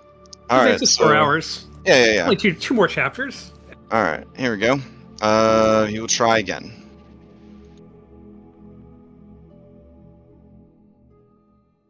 Oof. He's getting that +3 from me helping, right? Yeah, but he's not doing it at advantage, so it's not going so well with these initial rolls. Okay. He's Robin, you could tell he's getting frustrated and embarrassed by his lack of progress. What's going on, Victor? What can I do to help here? You're helping. I just let me try one more time. So 8 hours have passed, and he is still going, and he wants to push another 4. Everyone else just kind of vibing in the tower at this point. Unless Leo intercedes, Uh-huh. Wayne feels that Minadora should learn how to defend herself. So Okay. he's trying to teach her some weapon skills, like knife throwing and archery. Oh, jeez. Okay. I mean, Leo, that sound good? Yeah, that's fine. All right. To try to distract yourself from the haunting stuff that was revealed by the books, Irenia will also try to help you teach this child to use weapons. What is Isaac doing? Is he just near Irenia during all of this? He just broods a lot. Like, he finds like a wall to lean against, and he just kind of broods in the corner. Like, he's not very social, so he's just kind of, I mean, if you wanted to talk to him, you could, but he doesn't really want to talk to any of you. So, like, I mean, Robin's busy, so. Yeah, he's just kind of there, I feel like him and Anne are just kind of like looking at each other every 30 minutes and like. This is still happening. This is so fucking boring. All right, man, Victor. Normally you crush this shit. All right, here we go. Incredible. Wow, I'm gonna have to send this to Will, the lore keeper. Cause this is 3 ones. It's fucking wild. All right. So Victor is unable to make any sense of chapter 3, and all he knows is that it features the name Tatiana many times, but he was unable to crack any of it, and he is just furious. And Robin, during the conversation, a lot of it is he's just like kind of down talking himself and calling himself stupid and lamenting his lack of formal training and being self-taught and not having enough knowledge, and he's so far behind, and what is the doctor going to say when he sees that I have nothing to show for it, and just a fucking mess.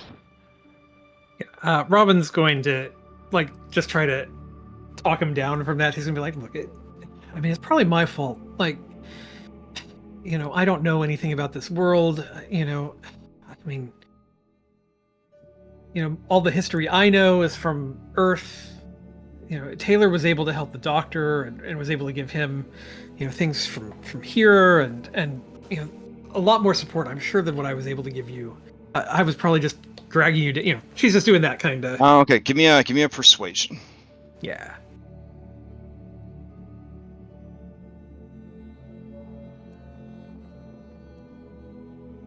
Okay. As embarrassing as it is for me to say, I'm not Victor, but he is assuaged. His hurt feels are softened up a little bit, and he says, "You don't need to be so hard on yourself. This is very complicated work. It's a testament to how brilliant the doctor is that he made the progress that he did." On that note, the doctor approaches and says, "Any progress?" No, Victor tried his best, but I wasn't any help to him. So perhaps you and Taylor could do better than what I was able to do here. I see. Understandable. It was very difficult. I found myself struggling with the second quarter of the book.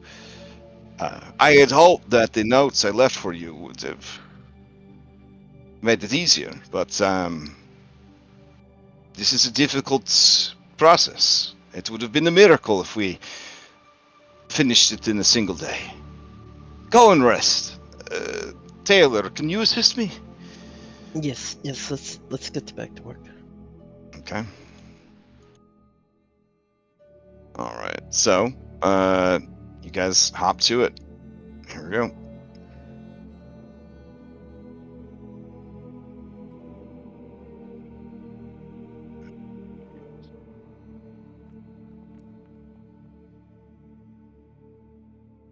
With the reduced DC, he is able to get through the first section of the third chapter.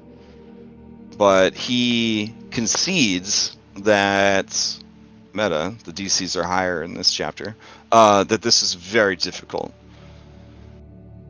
You guys put in another 4 hours? Yep. All right.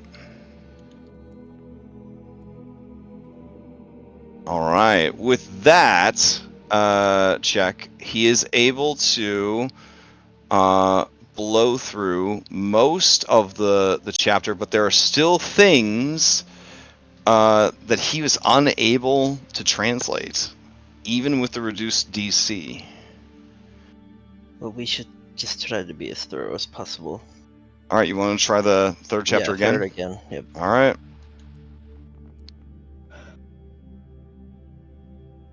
Oof.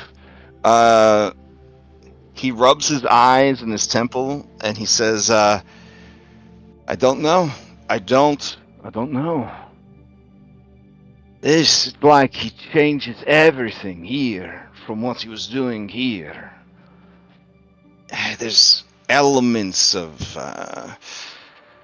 infernal text mixed in with just magic runes that seem to have no meaning. That sounds important. Whatever is in this chapter, he wanted to keep it a secret.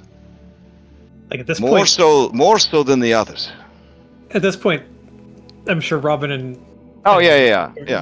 she's looking at him. She's like, well, this seems like it's further into his transformation and growing in power. You know, maybe he's slipping more into those more monstrous areas and leaning into those proclivities and even that language. Victor, you want us to take a stab at this, and as the doctor gets some rest here?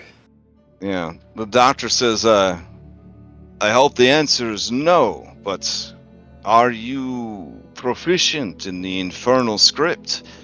And Victor says, no, I'm not. And then he says, that is part of why you struggled. Good luck. I have left what notes I can. And he stumbles over to the bed, and he falls asleep. Alright. Those of you who are not on Nerd Watch, alternately sleeping and deciphering this book, are there any downtime things that you wanted to do while you're just kind of hanging out here for however many days this is going to take? Some crafting in or something if anybody wants to. Yeah. Yeah, I'm still trying to finish silvering this spear, but I just need to get the Okay, because we're going on. This is going to be full day 2 that we're in now. I don't think there's anything else we have a bunch of materials, but I don't know what we can make with them. Okay, well, we can always like bank these for later, essentially. Can make those fish teeth into those arrowheads. Oh, there you go. Okay. Check. Nope. Well, it's the same. It's the same thing, but there you go.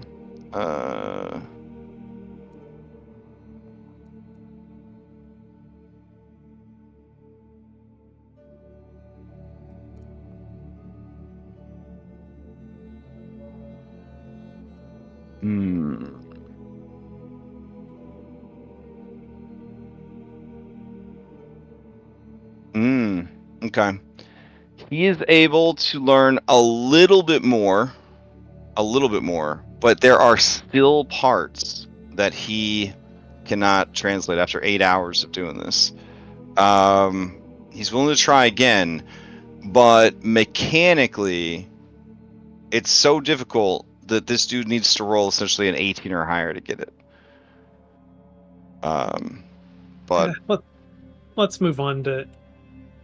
Move on. Leave those parts 4. unknown. Okay, so he will try. You don't need to do the full 12 hours. It's been 8, so the doctor should have rested by now. So we could jump back at it. I don't know if he's any better or what. I think we said Victor had a one. Victor's got one more than him, but the doctor is proficient in infernal.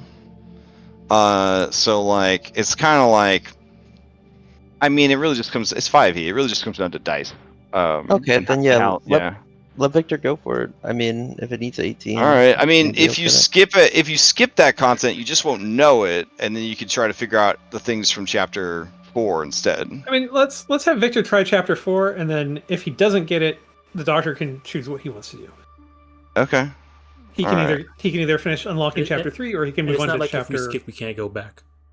Okay. So you want Victor to try chapter 4 instead? Yeah. He'd probably feel good if he actually got this, because then he'd get a ton of progress. All right.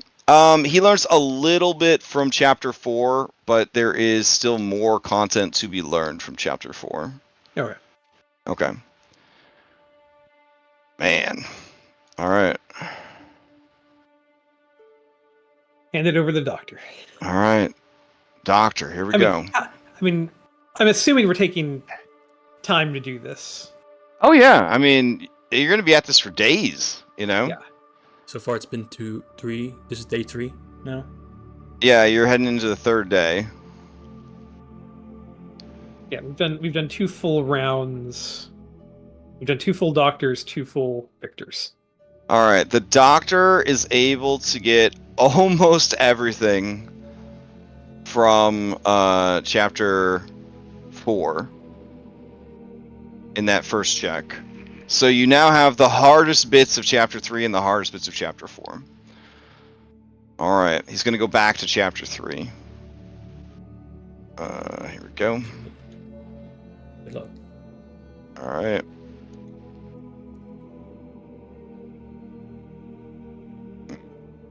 Okay, and then...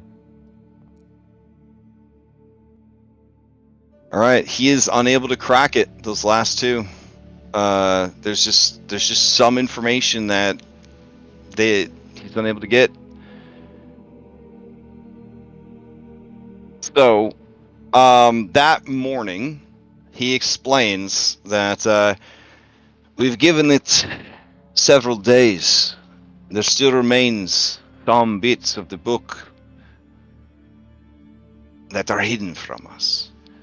I would very much like to keep working on it. I don't know if time is pressing for you, but you're welcome to stay here as long as you need to. Or you could leave the book with me, or you could take it with you and try to find someone more qualified.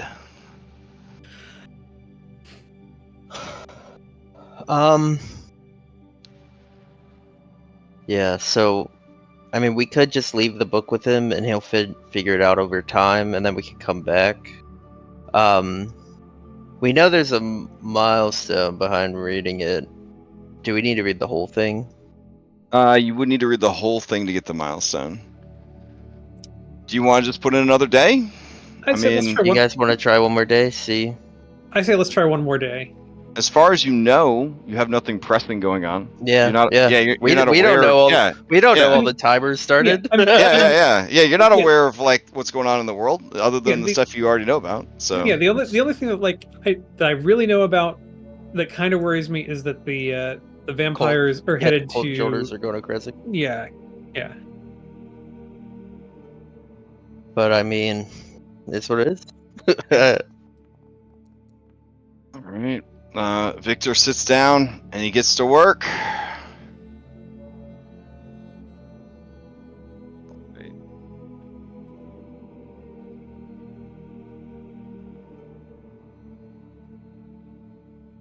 All right. With that one, he has everything from chapter 3. All right. Okay, so we just have one more section left, right? One little Yep. bit. One last part of chapter 4, and he's got one more check. Nope. All right. So the doctor takes over, and here we go.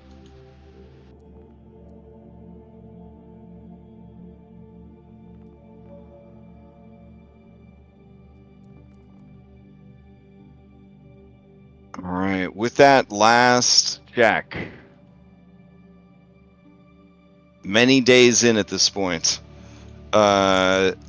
he lets out a tired but triumphant sigh and said he goes to kind of wake Victor after profusely shaking your hands, Taylor, and he says, "We've done it. The rest of the book lays bare." Victor looks over at you, Robin, and he has a smile on his face, and he says, "We did it. Now we will know all his secrets."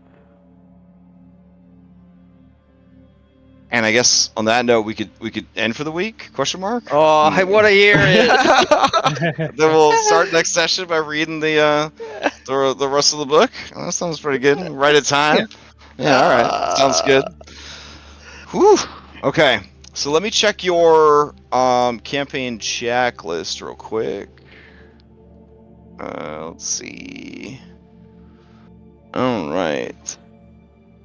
We got Fish Blood, and we're halfway through the book. Yeah. No, we finished the book. You finished the book. Yep. You guys got all the way Book is through. done. Yeah, but what? I mean, Well, yeah. You haven't read it out loud, but if you hit a milestone, I'd like to have you guys have time to level up since you're in a place where you could do that.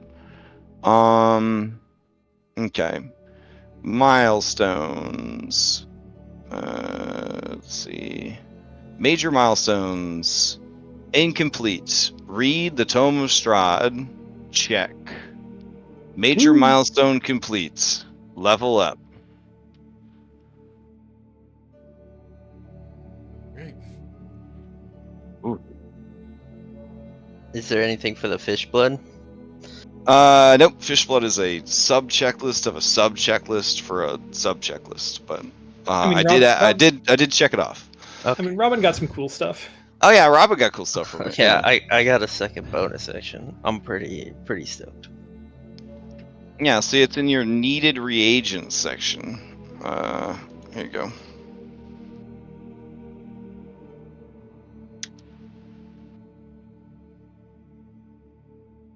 You're doing it. Yay. The mightiest moose. Yes. Yeah. So this brings you to level 8, which is pretty significant. At level 9, you unlock fast travel, which is pretty dope. Also, let's see.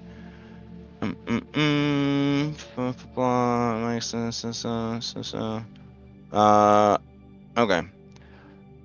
Yeah, that's all for now. Okay, cool. Once you hit level 9, you will stop earning mini milestones. So just gonna keep that in mind.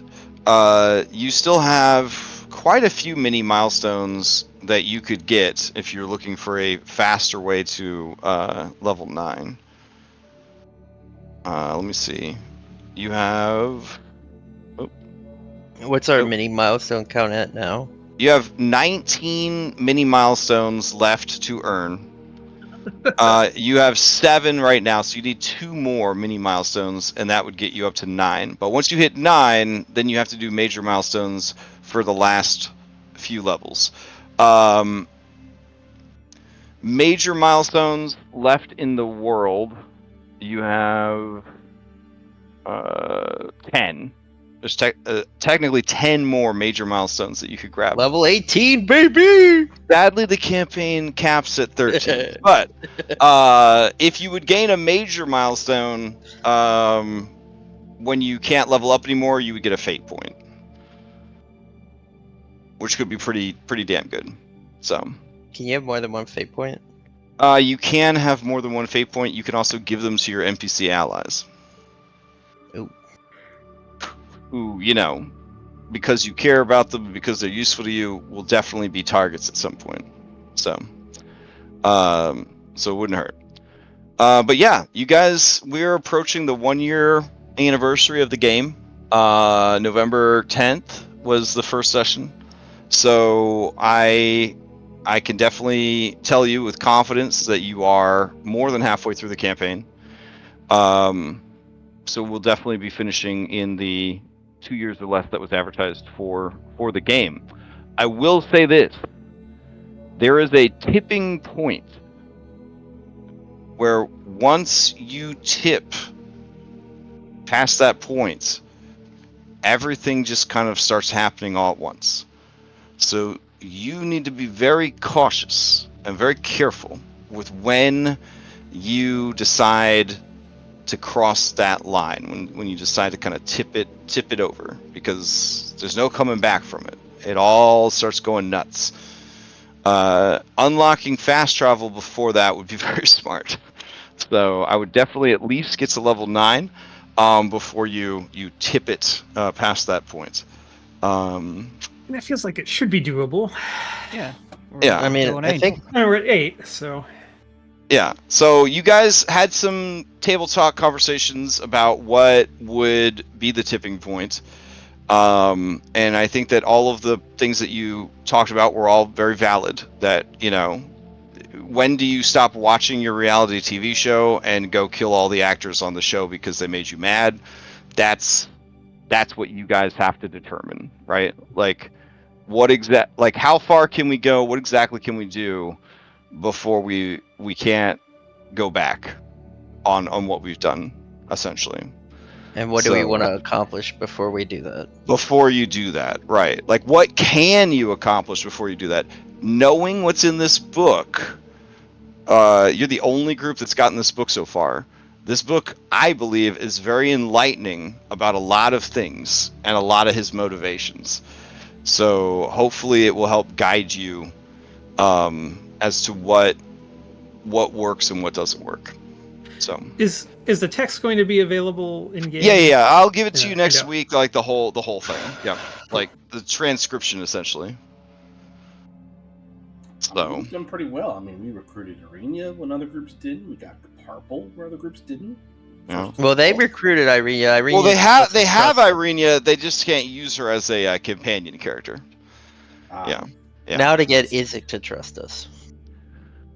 Well, I will say this: the other two groups have recruited Esmeralda.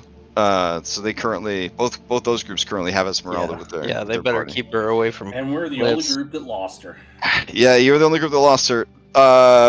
One of the groups, Victor, is dead, so they don't have a Victor. Yeah. One of the groups, the Walkner woman is dead. So it's very interesting. That's why I had to make like these campaign checklists for each of my 3 groups, because the timelines are all different now. Like every big decisions got made by all the groups to kind of move things in different directions and stuff like that. So I'm guessing you all had different readings too. Yes, everyone had every group had a different, and I did them on stream, and they were random. So I did a disclaimer. I was like, if the reading's super lame, we'll do it over again, because there is a chance that like you go for Fated Ally, and they're like, they don't have one. And Oh my god. It's like, you're alone in this world. Damn. Yeah. Here's your milestone. Good luck. Yeah. So there's lame ones. And it's also like there's some that's like everything is essentially in one place, and which I thought was kind of lame. But we were pretty lucky. All 3 groups, their readings were all very, very cool. They're all very cool. But all very different. One of the groups also had Walkener House as a location for one of their items. Their solution was to play on the Baron's fears and basically just put him into a frothing fury, and he had Isaac go, and essentially they burned down her house. And while the house was burning down and her family was being slaughtered, the party snuck in the back door and navigated through the burning building to find the item. So that was how they handled it. So it's one time burning the building worked. And Benios knew it would happen, so there was a burn. No, I was just kidding. No, actually, I think there was a burning map version of that of the house. So, oh my god. Yeah, I think when people get scared, they light things on fire. That's just a normal reaction. All right, we knew there's a vampire in the basement. It made sense to light the church on fire. Absolutely. So, anyways, you guys are doing good, is what I'm trying to say. You're also, I hope, starting to realize that you are very strong, like Blood of Heroes kind of deal. Like what used to be like injuries every single hit, it's now like survivable, right? Like you've got this. When you do get an injury, you have access to like magical healing. You have access to like your own innate healing. Your healer in the party is dropping huge heals now. Like, so it is manageable. Well, so, like, I mean, like Robin just like purposefully went and got swallowed by a fish. Like, with, exactly. No hesitation. Yeah. Exactly. So yeah, I'm hoping that a year in, you could kind of tell that there is like some growth, right? Like you guys are. Oh, there's definitely growth compared to the first like 10 sessions. Yeah. Like, it wasn't that long ago that Strahd literally brutalized us.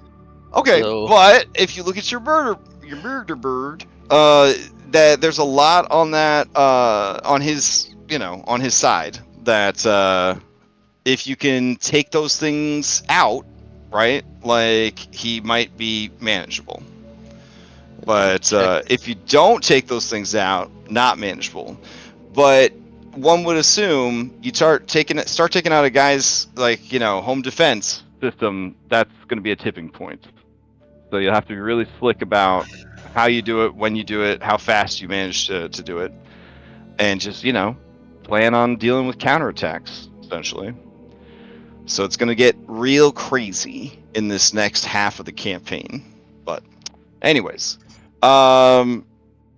really tired.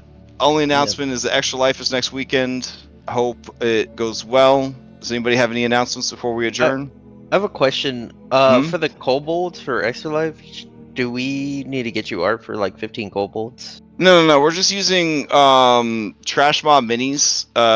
Is providing art for all the tokens this year. So Okay. we'll just have a big folder full of just kobolds, and we can just who knows how long they're even going to be alive. So we're just going to kind of just grab something out of the folder when you have a kobold. Gotcha. Yep. All right, cool. On that note, I hope everybody has a great week, great weekend, and we'll continue next week. All right. Hey, Crash. Thanks again. Here.